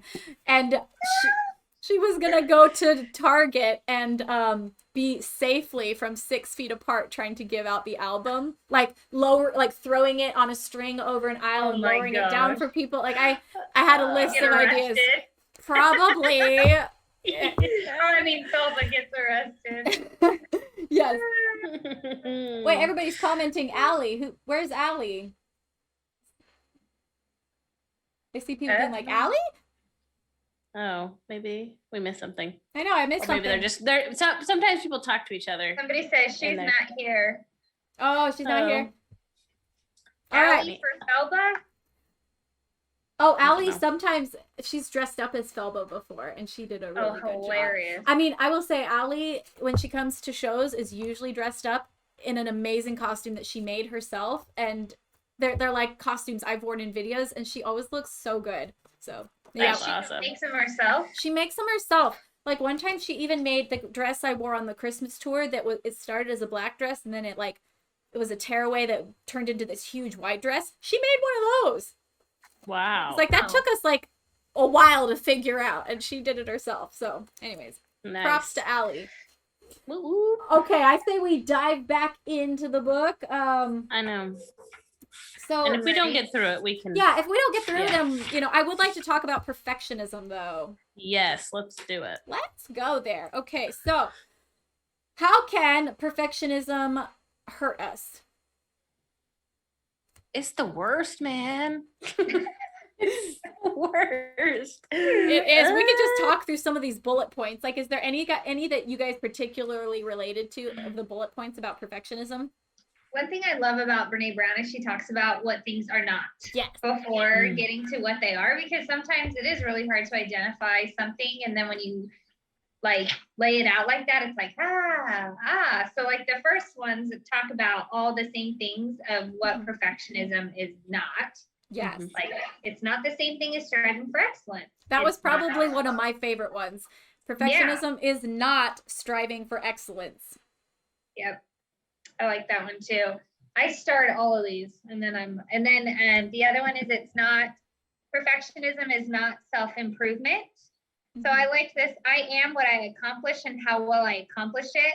Please perform perfect. It's so funny because I was like, oh, that was like totally something that I could identify with. Yeah. But then but then the next sentence is healthy striving is self-focused. How can I improve? Which is also me. So like in the same two sentences of opposite things, I'm like, I can identify with both of those. So you can see how they can become conflicting. Yeah. Also, I think that it's interesting that perfectionism, like I always kind of used to think of it as if it was me striving to be my best self, as if it was self-improvement and all these things. But she's basically saying that perfectionism is about the outward appearance. It's about what others see. Like I have to be perfect because others, I want them to perceive me as flawless. Where it's not about internal betterment. Like sometimes we'll actually be a detriment to ourselves in order to appear that we are perfect. So it's almost it does the opposite. It can be corrosive in that way. Yeah, I think that's the very definition. It is corrosive, and it is the opposite. And it never benefits us because it's not attainable. It's like we talked about that whole thing of like, if you ever are striving to come across as perfect, and in order to seek approval from other people, you're gonna forever be disappointed, no matter what. Like, because it's not an attainable thing. It's like you're gonna forever sit in the place of emptiness. Well, and you're always gonna be in that place of not good enough. The thing that she says, like that is like this universal thing that all of us feel in some way, shape, or form, and it probably comes from perfectionism because you will never be perfect. No one will. It's not attainable. I liked it too. It's not the key to success. That was so important because again, we think about, like, you think, oh, someone that's perfect, they're probably super successful. But this is saying, no, it actually is, perfectionism actually prevents people. It kills creativity. It kills motivation. It kills all those things. Right. Well, because she says you can't get into the arena and go into healthy competition if you're too afraid of like falling down. Like perfectionism, you can't face the fact that you might get defeated in there. You can't face that I might not make it, which is part of the vulnerability of going for your dreams, going after the things you want, the knowledge that I might not make it, you know? And if you are stuck in perfectionism, you will not go in. You will not try because you might fall and you can't, you know. And also, I thought it was interesting. She talks about like, because you're so focused on being perfect and not making mistakes and not beating people's expectation, it makes us pretty critical of other people. And that's where we get into like blaming a lot, because if you feel this crazy need to be perfect, you cannot take the blame on yourself. And that's why people are so quick to like blame others, because you know, it becomes like, who wants to be around that person that can't own what they've done, and they like almost for their own self they have to blame someone else. Yeah, they can't take positive criticism or like anything like that would motivate them for self-improvement. Like it would fall really hard on them, so they can't do it. Yes. I like that phrase, practice makes perfect, like is so frustrating. And I have a friend who uses the phrase with her kids that practice makes progress. And like, you know, making the choice to get into the arena and put something into practice and like do it, it's not going to have like an end goal. Like you're not going to get to the point where you're like, and you're perfect. You know, there's going to be progress if you put in the effort and practice. It's not going to be like you can't ever reach that perfection, like you said. Yeah. And I liked Natalia. She commented in the email. She said, the more we try to be perfect, the more we will be imperfect. And I was like, that's probably pretty true. You know, I had somewhere in here, she says, on page 131, she says, we need to change from what will people think to I am enough, because perfectionism is what will people think. And true, like practicing, you know, for progress, like Caitlin said, that's the idea that like I'm enough. And I had an experience, it was probably like 2 years ago, where I was on tour and I just was starting to feel so much like I was messing up. I just felt like I wasn't giving the show I was supposed to, and I wasn't giving a show that was good enough. And like I would walk out onto stage more and more afraid every night, because I was like, people paid money for these tickets, and I just felt like I wasn't what they expected. And I was so afraid of what other people thought in that audience and letting them down. And, they're going to walk away being like, Lindsey Stirling sucks, and I literally was walking onto stage every night, just being like, you can do this. But it was full of fear that I was stepping onto the stage every night. And I talked to my therapist about it, and she said, you need to stop that mindset. You can't walk onto stage with fear. It will just like debilitate you. She said, you need to walk on that stage knowing that you have a gift and you're giving a gift. Every time you go out there to perform, you're giving a gift. Why did people come? And she reframed just the mindset from what will people think to like, I am enough. And we all have gifts. We all have so much to give. And when we stay in a place of fear, like it steals us or it robs us of the I am enough feeling, and it makes it so that we can't share with other people. And most of it comes from a place of like, I don't think anyone was actually thinking those thoughts about me. Right. I made them up in my own mind, and yet they were so real to me because of perfectionism. And I remember every time after that, when I would like make a little mistake or I'd play a note out of tune, I remember I would literally in my head, before I went into like a spiral of like, oh, I have to do better, oh no, I messed up again, like I would in my head be like, I'm giving a gift. I will never be perfect. I am here to do my best. I prepared. I'm giving a gift. And it really helped me. Well, it's like in the book she talks about, think of all the things that people, like the books that haven't been published that are sitting on the computers, and the art pieces that have never been created, and the classes that have never been taught because they're too afraid. Like, it's so sad when you think about it like that. But people that are willing to put out a book that might not be perfect, but it gets published and it helps thousands of people, it's so much better than a book that sat on her computer, never got published.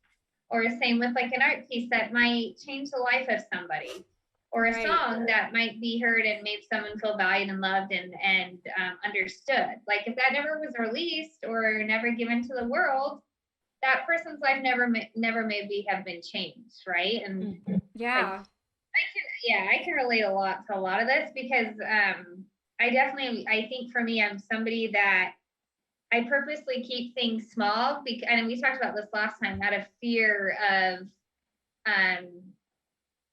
like the reaction of other people. Like I have never taken certain things to the next level because I can control, when they're smaller, I can control those interactions with other people. It's so funny.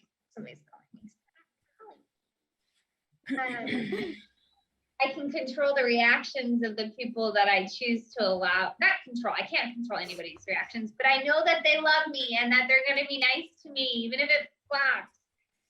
But then you keep it small, and then you might, maybe you're not reaching the people that really need to hear it, or whatever. I get this. Yeah, deeply. I think it's such a universal feeling. And I also like that in regards to perfectionism. I wish Whitney was here because I feel like she talks about, oh, by the way, 2 of our members couldn't come today. I don't know if you noticed that, but we miss Whitney and Vivian. Yes. Just the 3. If you didn't notice, when missing people. When they texted that they couldn't be here, I was like, Jenny and Caitlin better come, or I'm just going to be like, no, we're just going to read it. Oh my gosh. But she kind of goes into this a little bit too, like what you're saying, Jenny, but I love that she said also like having that party getting takeout for a dinner party rather than, having this immaculate party that you don't actually have. Never have. Yeah, that you'll never have and I thought about that in a kind of a similar way, like when we don't reach out to someone because we don't, we think that we're not going to be able to do it the way that they need it, or when we stop ourselves from even helping someone in any way because we're worried we're either going to do it wrong, or what's that thing you always say, Gianni, about the intentions? Yeah, say good intentions are not enough. That's like a huge phrase right now, and I say I would rather have somebody try with good intentions than not try at all. Oh, yeah, 100%.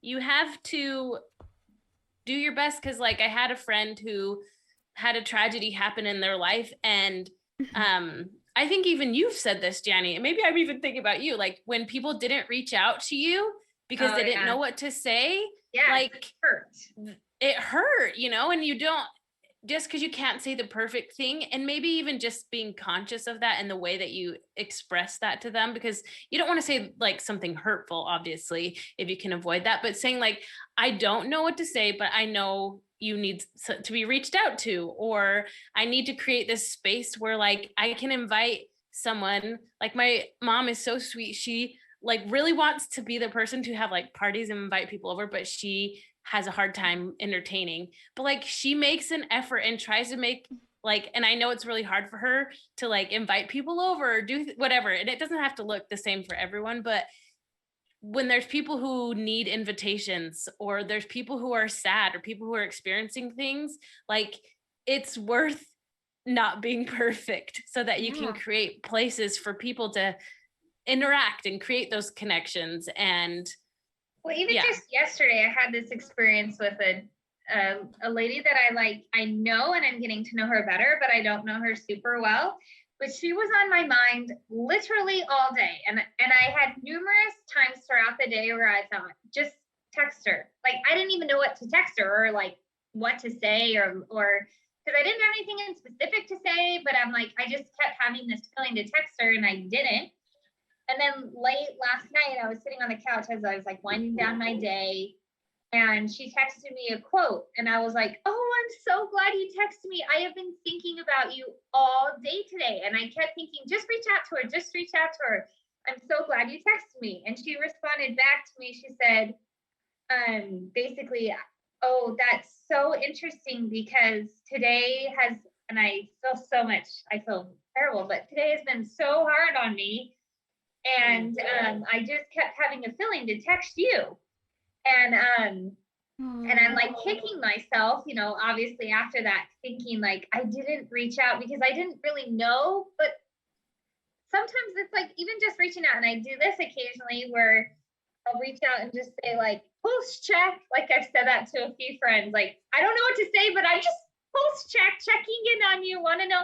Yeah. But I've never regretted doing that. And at times it's like this situation where I haven't done it because I'm like maybe a little bit afraid, or I don't know what to say, or like, and you're like, why didn't I just do it? Like, what was been, you know, the downside of doing such a.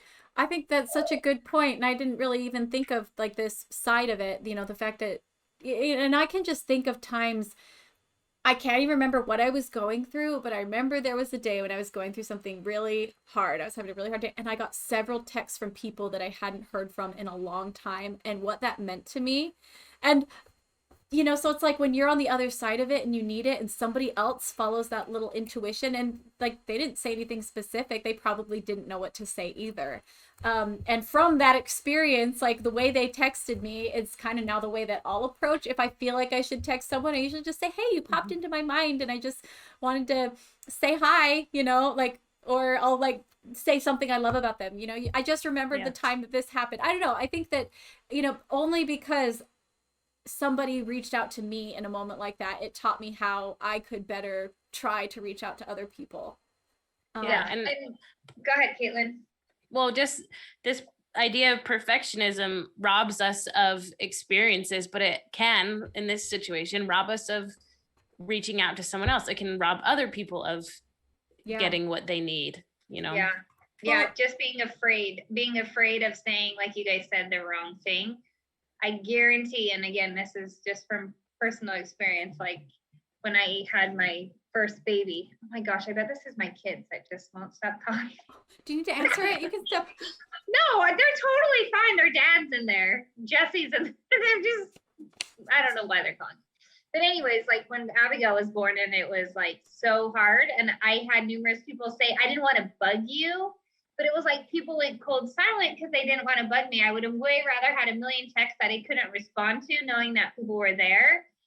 And so even just giving permission, like I've even, like if you've ever been in a situation like that, like I don't, like Caitlin said, I don't know what to say, or I just want you to know that I'm thinking of you, or even just saying, giving them permission, you do not need to respond to me. Like you don't need to. I say that all the time.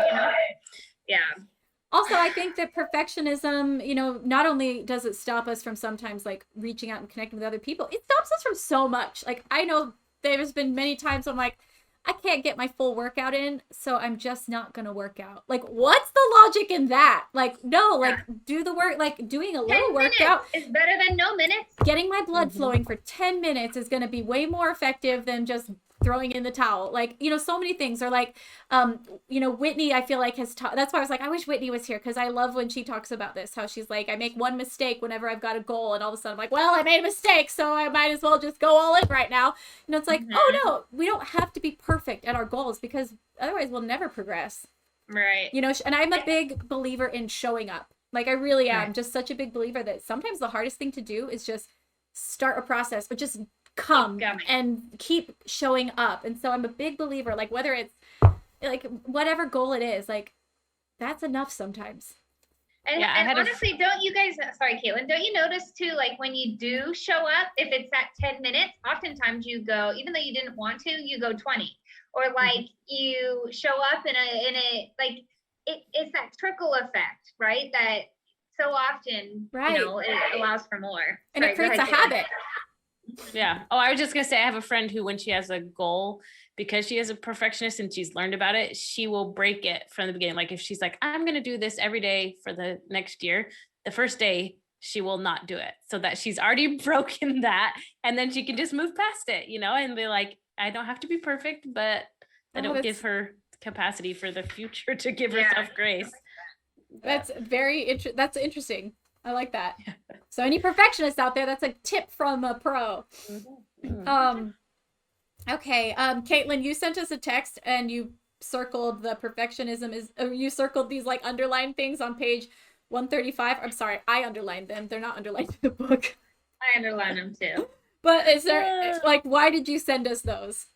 Well, I can just read them real quick. And it was, I don't remember who this lady was. She's a writer. Anyways, Brene went and interviewed a bunch of like people she felt were like extraordinary people for whatever different reason, and asked them the question about like, what's your process for overcoming perfectionism or something to that extent, right? Or how do you face it when it comes up? And vulnerability. Oh, vulnerability. Yeah. And perfectionism. Yeah. And this lady has some mantras about managing her perfection. And one is quick and dirty wins the race. And then perfection is the enemy of done. And good enough is really effing good. And I love that, especially those last two, because perfection is the enemy of done. It's just like what we're talking about, like with Whitney, like you won't even, for me, if I know I can't do it, I won't even start. So it's like, it's the opposite of getting something done. And then good enough is really effing good. Is like, I just need to put that somewhere in my house because like, I want my kids to know that, like, and I want, like, it doesn't have to be perfect, and doing good enough is all that we are asked to do as human beings. Like, you don't have to be perfect at everything, and good enough is like, yeah, you can't be like, and I don't know. I love it that it's so good. It's just good enough is like, it's awesome. It's awesome. It's so good. I like how she says perfectionism crushes creativity, which is why one of the most effective ways to start recovering from perfectionism is to start creating. I love that. We're meant to create. We are. And it looks different for everyone. Like, it's so beautiful when you think about that. Like, we are meant to create, and it looks so unique. And so I think that should be a challenge. Everyone should try to create something this week, whatever it is.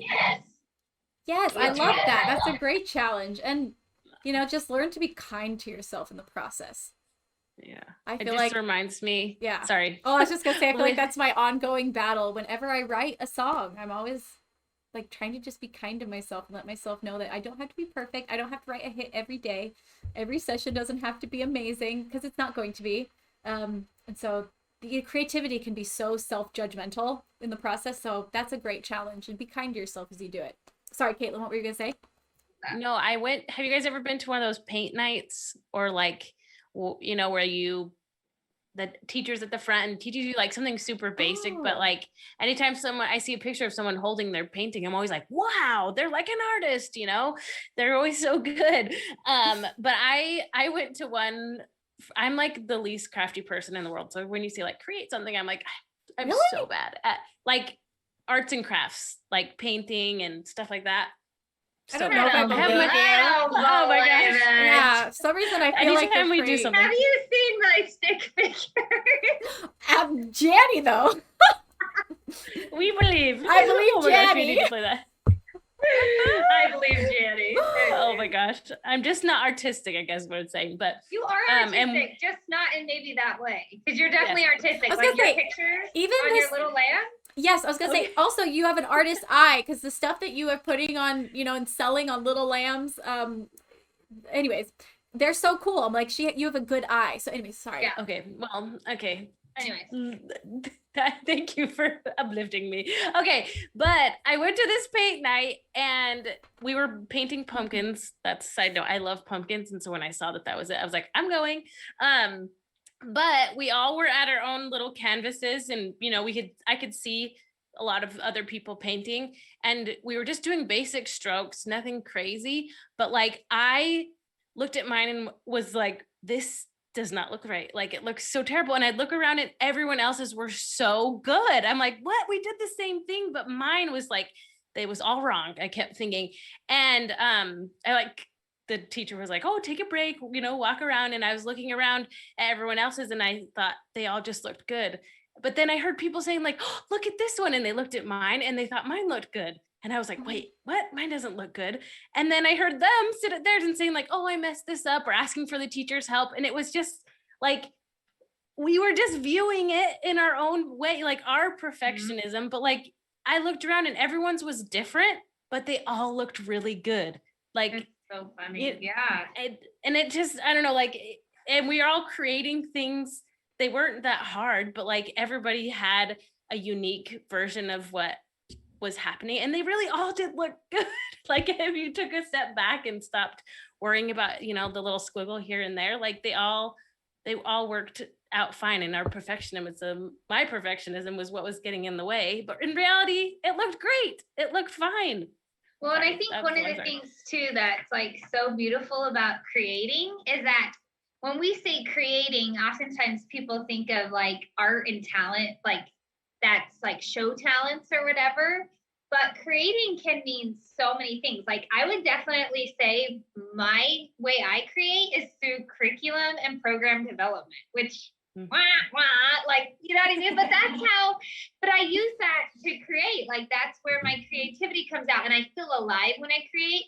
Whereas other people, it's like through interior design, or other people it's through creating environments where people can come together and have a really like party planning where they have a really good experience together. Like creating can look like so many different things. It can look like landscape, right? Like it can look like a flower bed, a garden. It can look like photography or a little shop where you're shopping. It can look like clothing, like, you know, like I have a friend that's a phenomenal seamstress, and she creates, she can look at you and say like, oh, your silhouette will look beautiful in these shapes. Like that's creating. So I think it's like so awesome that creating and creativity, like we all can create. It just looks so different in everyone. Yeah. What that looks like. How about everyone in the chat, write down one thing you're good at creating and let's see. Yeah. I want to see what everyone. I saw some photography sushi, and video. Making sushi. We got a violinist, Anna Ver 07. Video. Francis, son of photo, is photography and video. Cookies.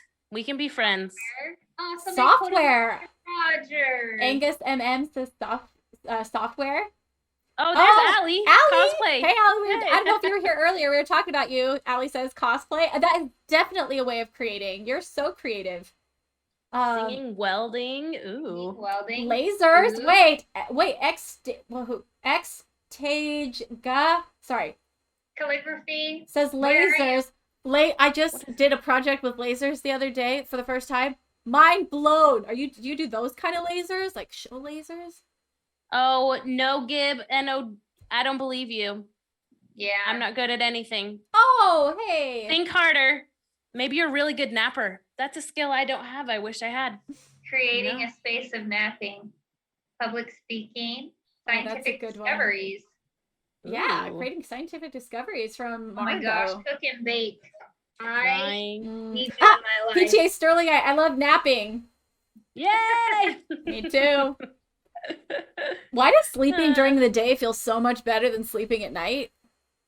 I actually wrote this down when I was in high school in my Wonder book because I was so curious about that. And you drool more when you sleep during the day. Yes, you do. Yeah. I'm not going to leave you hanging on that one. I'm going to support you. Woodworking.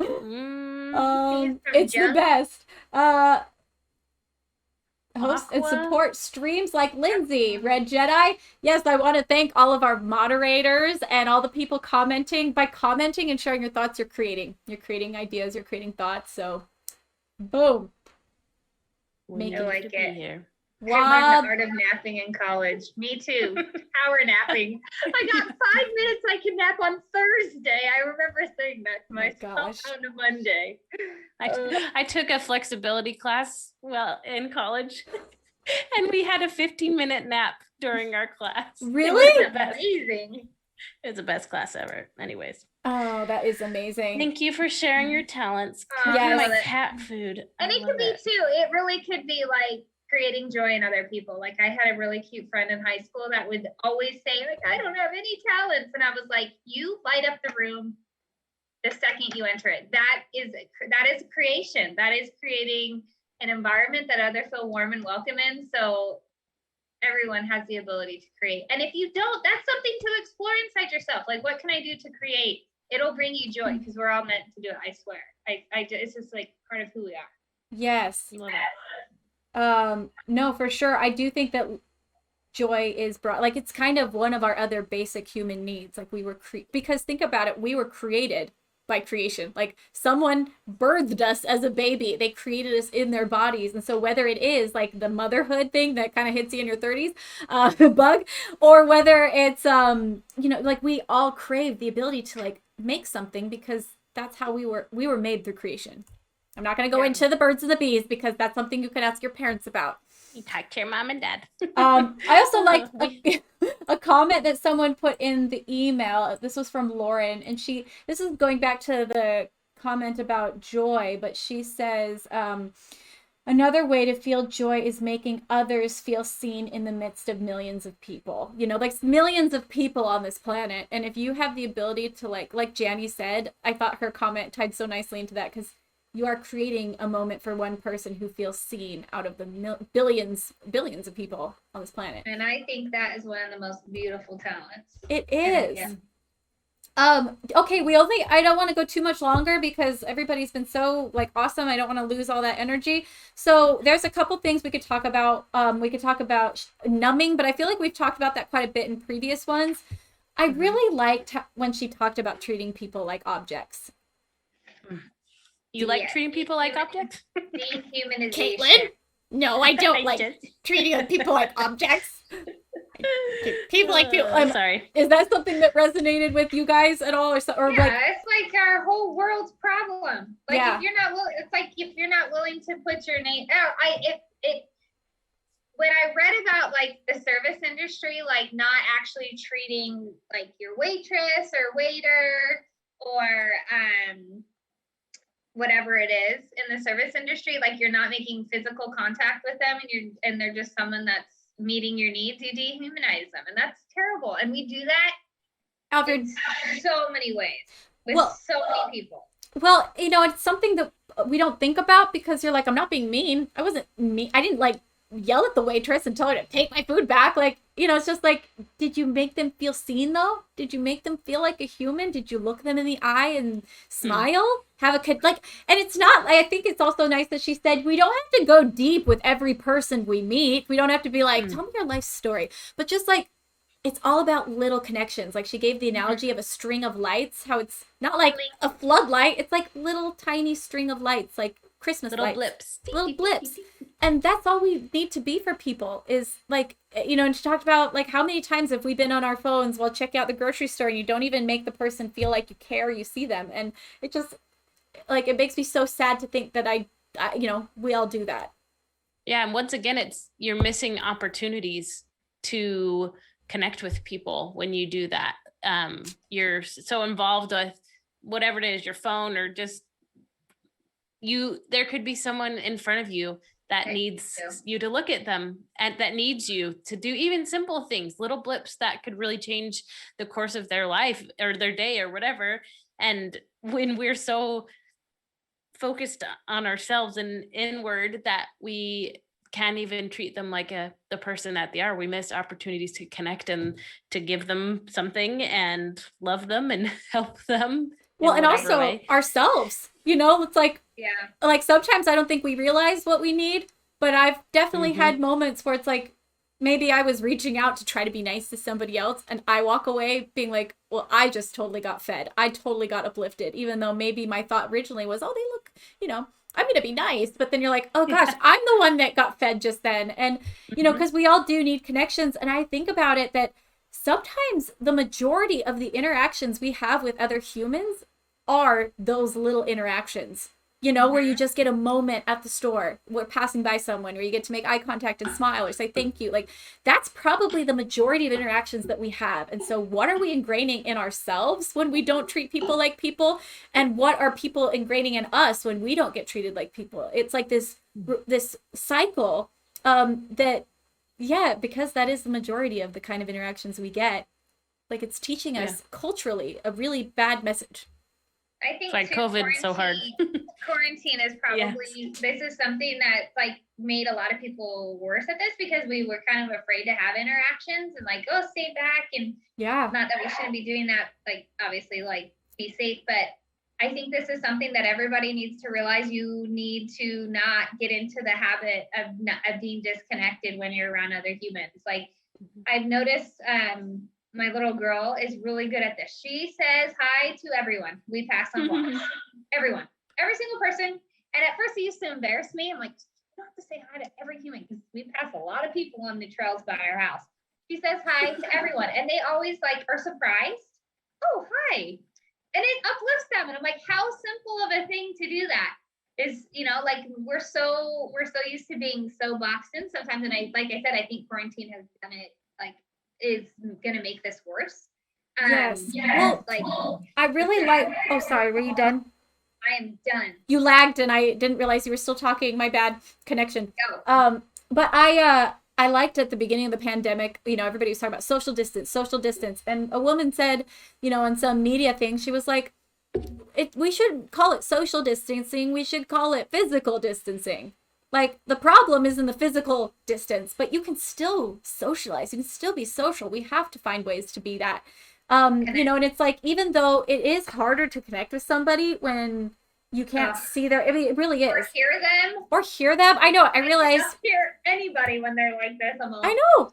Who knew that most of us were deaf? Like, I can't hear anything. And so I'm like, oh my gosh. But, it's like, you can still, like, you can smile with your eyes. You can still say, how are you? Like, you can. Some of us are better at than others. My eyes disappear. I have squinty eyes too. I love it.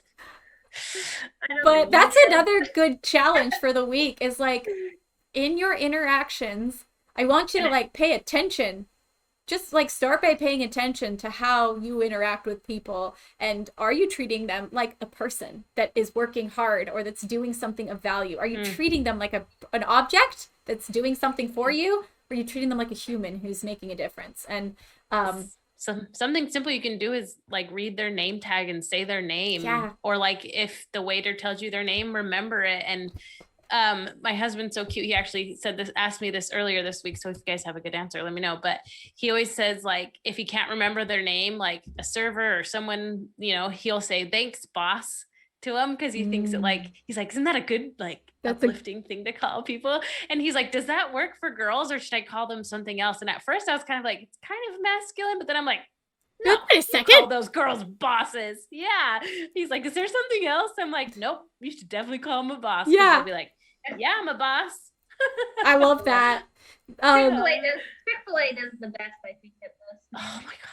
Chick-fil-A. Well, sometimes it's to the point of really uncomfortable. Like you're so uncomfortable, you're waiting for your food, and they just keep chatting to you. All I want to do is roll my window up right now.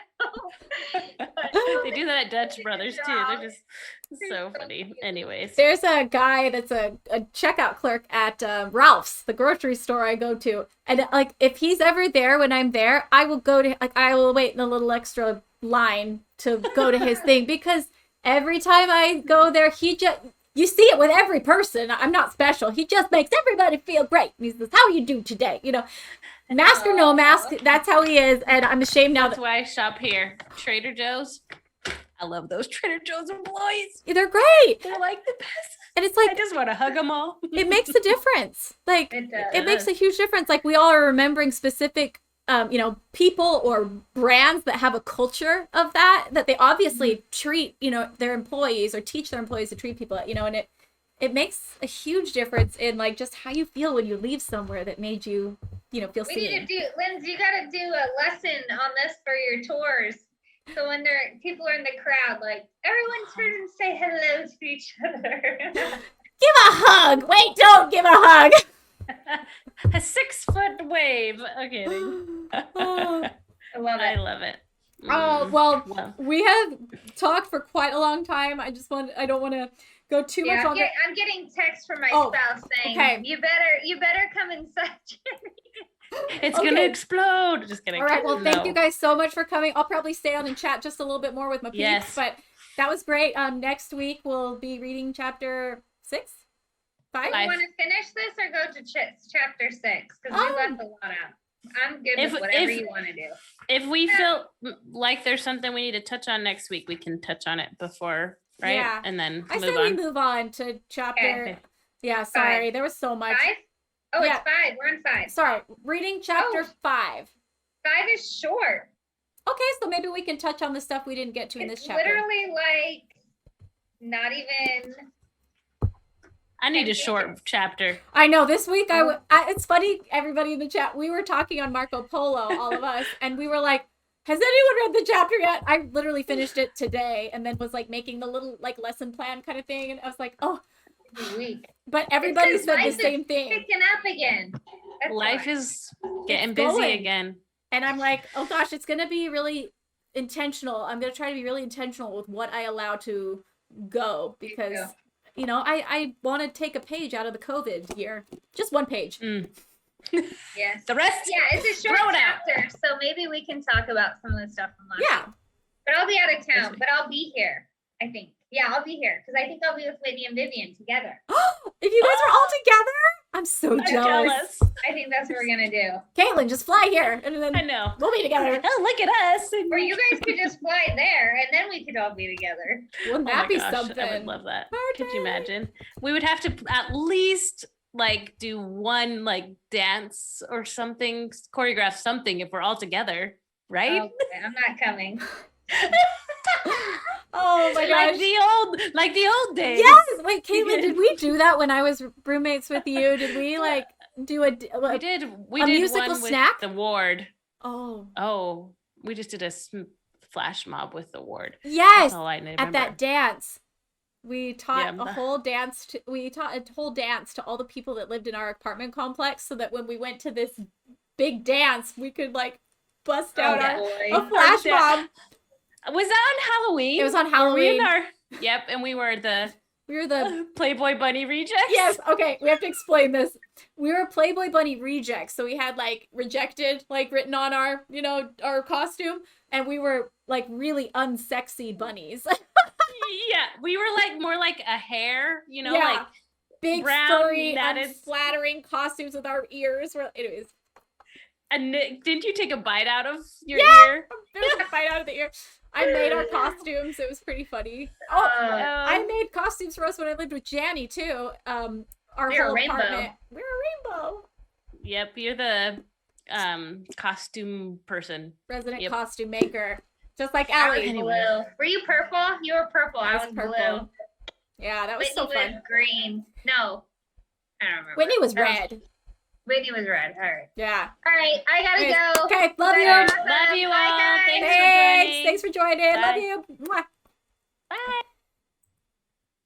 Okay, well, that was a lot of fun. Thanks so much, everyone, for being here. I'll go just a little bit longer and chat with you guys. I also, please let me know anything that you want. I am going to stream soon. Another practice one. Lindsay, can we do it tomorrow? Can we do a stream tomorrow? A practice one? Okay, we'll do it tomorrow. Stay tuned on my Instagram. Let me just look at my schedule and see what I've got going on.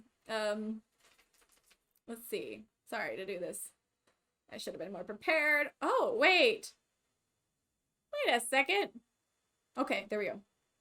I'm gonna say 3 o'clock. Okay, 3 o'clock Pacific time. I'm going to do another violin practicing session. So here, Twitch, 5 o'clock, or sorry, 3 o'clock PST tomorrow. So yes. Anyways, let me see any other comments. Issue 4 of the comic book. Someone, Lindsey Stirling fan forever, is asking about. Guys, it's almost, I know it's been, I keep saying this, it's almost done. It's almost done. It really is almost done. I'm actually having like kind of a final review of it, like to see where everything's at this Saturday. So we should be going to print within like the next week, I hope. Pending. And issue 5 also is almost done. So those two will come out pretty fast. The story, I hope you guys are enjoying the story. Please let me know in the Discord. Like, I think there's a comic book section. I would love to know what you guys think of the comic book. And you know, and you'd be honest with me, I worked really hard on it, but again, it was my first time doing a story like that. So any feedback would be great. Let's see. I know. So Jacob is like, you said most done or almost done the last time. I know, and I said that. I addressed it, Jacob. But yeah, but I mean it this time. Like I said, I'm having a call, or I'm having a big review of the whole thing on Saturday. And as long as there's no like issues, they've been, anyways, they got held up while they were working on the art. Okay. Oh, thank you, Prism Sterling. I says I love them so much, and Lindsey Stirling fan forever says I'm in love with the story. So thank you guys. I just subscribed. Thanks, Relaxation Valley, for subscribing. Oh, thank you, Allie. She says, better make sure that everything is great and delayed than rushing it. And I am a firm believer in that. There's a lot of stuff that I've had to delay because I was like, it's just not ready yet. I'm not a comic book fan, but I absolutely love this. Thank you so much, PTA Sterlingite. All right. Any other last questions? How do you find inspiration for the songs to write? That's from Blue Violin 198. I find inspiration to write music from all sorts of things. And I think I said at the beginning of the book club, one of the reasons we chose this book is because this book, Daring Greatly, inspired my Brave Enough album. You know, the whole concept of being brave enough to be vulnerable, brave enough to feel, brave enough to, you know, enter life without the armor that we sometimes, you know, the bad armor that lugs us down and draws us down. And, you know, Shatter Me was written. I actually was thinking about Shatter Me today. I almost used it as an example because, you know, when we were talking about the armor that, like, you know, sometimes weighs us down, that's basically what Shatter Me was written about. It was written about how it was written my experience with my eating disorder that I had years ago. And so I write a lot from my own personal experiences, but I used this snow globe as a metaphor for it. She thought it was like armor. She thought she was being protected by the snow globe, but she realized that it was actually a cage. And that's how I felt about anorexia. Is at first I thought it was protecting me. It was keeping me, it was making me feel like I was in control, but then I realized it was controlling me and I had to break free from it. So, you know, oh, thank you so much, Sonic. The Phantasm, he says my hair is great. And that the emote was, yeah, anyways, oh, thanks. I like a wig every once in a while. Will you bring back string sessions? You know, I wasn't sure if, I wasn't quite sure if people liked it, to be honest. So I didn't continue with it because I didn't feel like it was, not like anyone disliked it, but it was just so much work. Oh, Zane says, I loved string sessions. So does you. That says, someone's asking, what is string sessions? String sessions was a podcast I started at the beginning of COVID, and I would have other artists on. Oh, everybody's saying they thought it was so cool. Are you kidding me? Oops, I'm sorry. But yeah, people were, I would bring artists on and I would talk to them, and I got to interview them. It was so fun to do that, but I'd have to prep for these interviews every week. And also I would take one of their songs and make an entire string arrangement of it with like multiple violins. And I was recording them all by myself, comping them, mixing them. Like, it was so much work, writing the arrangement, filming a video, editing the video every week. And anyway, so I was like, because I'm so sorry, I didn't think people were enjoying them that much. So I decided I would pause. But if people are really enjoying them, hey, maybe I will do it again. Oh, and Relaxation Valley is saying they love the Gabby Barrett one the most. Yeah, she was awesome. And that song is so cool. And yeah, I really enjoyed the process.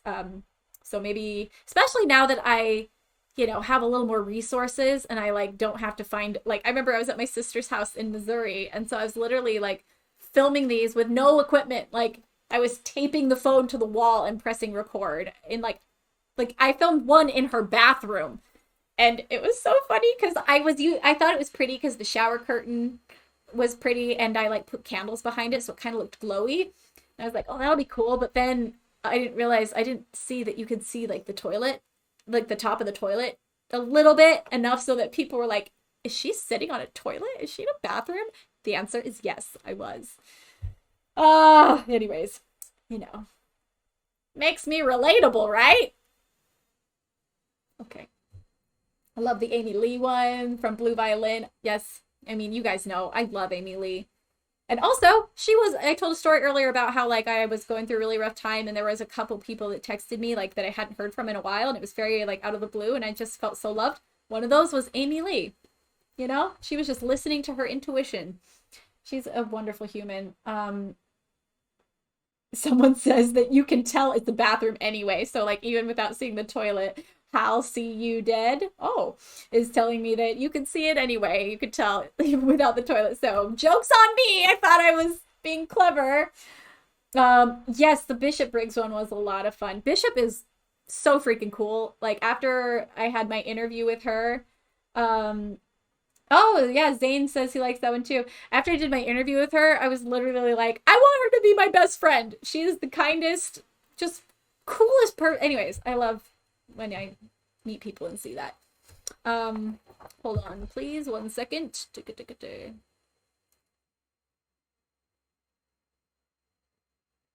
Oh, Lindsay texted me and she says, maybe it's time we graduate string sessions to live on Twitch. That would be fun. Doing little live interviews here. I'm not mad at that idea. I could do the arrangement and I could premiere it on Twitch. We could even pre-record it because then, or we could do a live, I don't know, but we could do the interview live on Twitch and then like go to the video. That'd be fun. Anyways, love that idea. I would love that, says PTA Sterling. Oh, true. Oh, just imagine a string session with Pink. Jen Fielder says, are you kidding me? I think my head would explode. I'd be so excited. We'll brainstorm. That sounds fun. Thank you, Lindsay. By the way, Lancey Fish. That's Lindsay Fishman, guys. The Lindsay that runs in and out of here helping me. Which today went great. We didn't even have to fix anything. Oh my gosh, mind blown if it was a string session with John Williams. Yeah, me too. My head would explode again. Please do one with Mako. Oh, I think I mentioned this earlier, but we have a acoustic arrangement of Lose You Now coming out soon. So it's basically like a string session, and it's so beautiful. So maybe I'll have Mako come on and do like, I don't know, we could do a live chat sometime on here. I should, Lindsay, that's a great idea. I should just chat with other artists on here. Okay, doing it. But yeah, maybe I'll bring Mako onto one of these and we'll just like chat about life.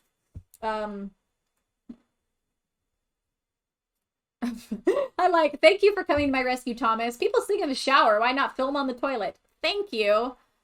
My point exactly. Okay, we have a couple more subscribers that have come in. Ali, thank you for subscribing for 2 months. I think Nano Nonsense I think I got that one already, but Nick Shevchenko,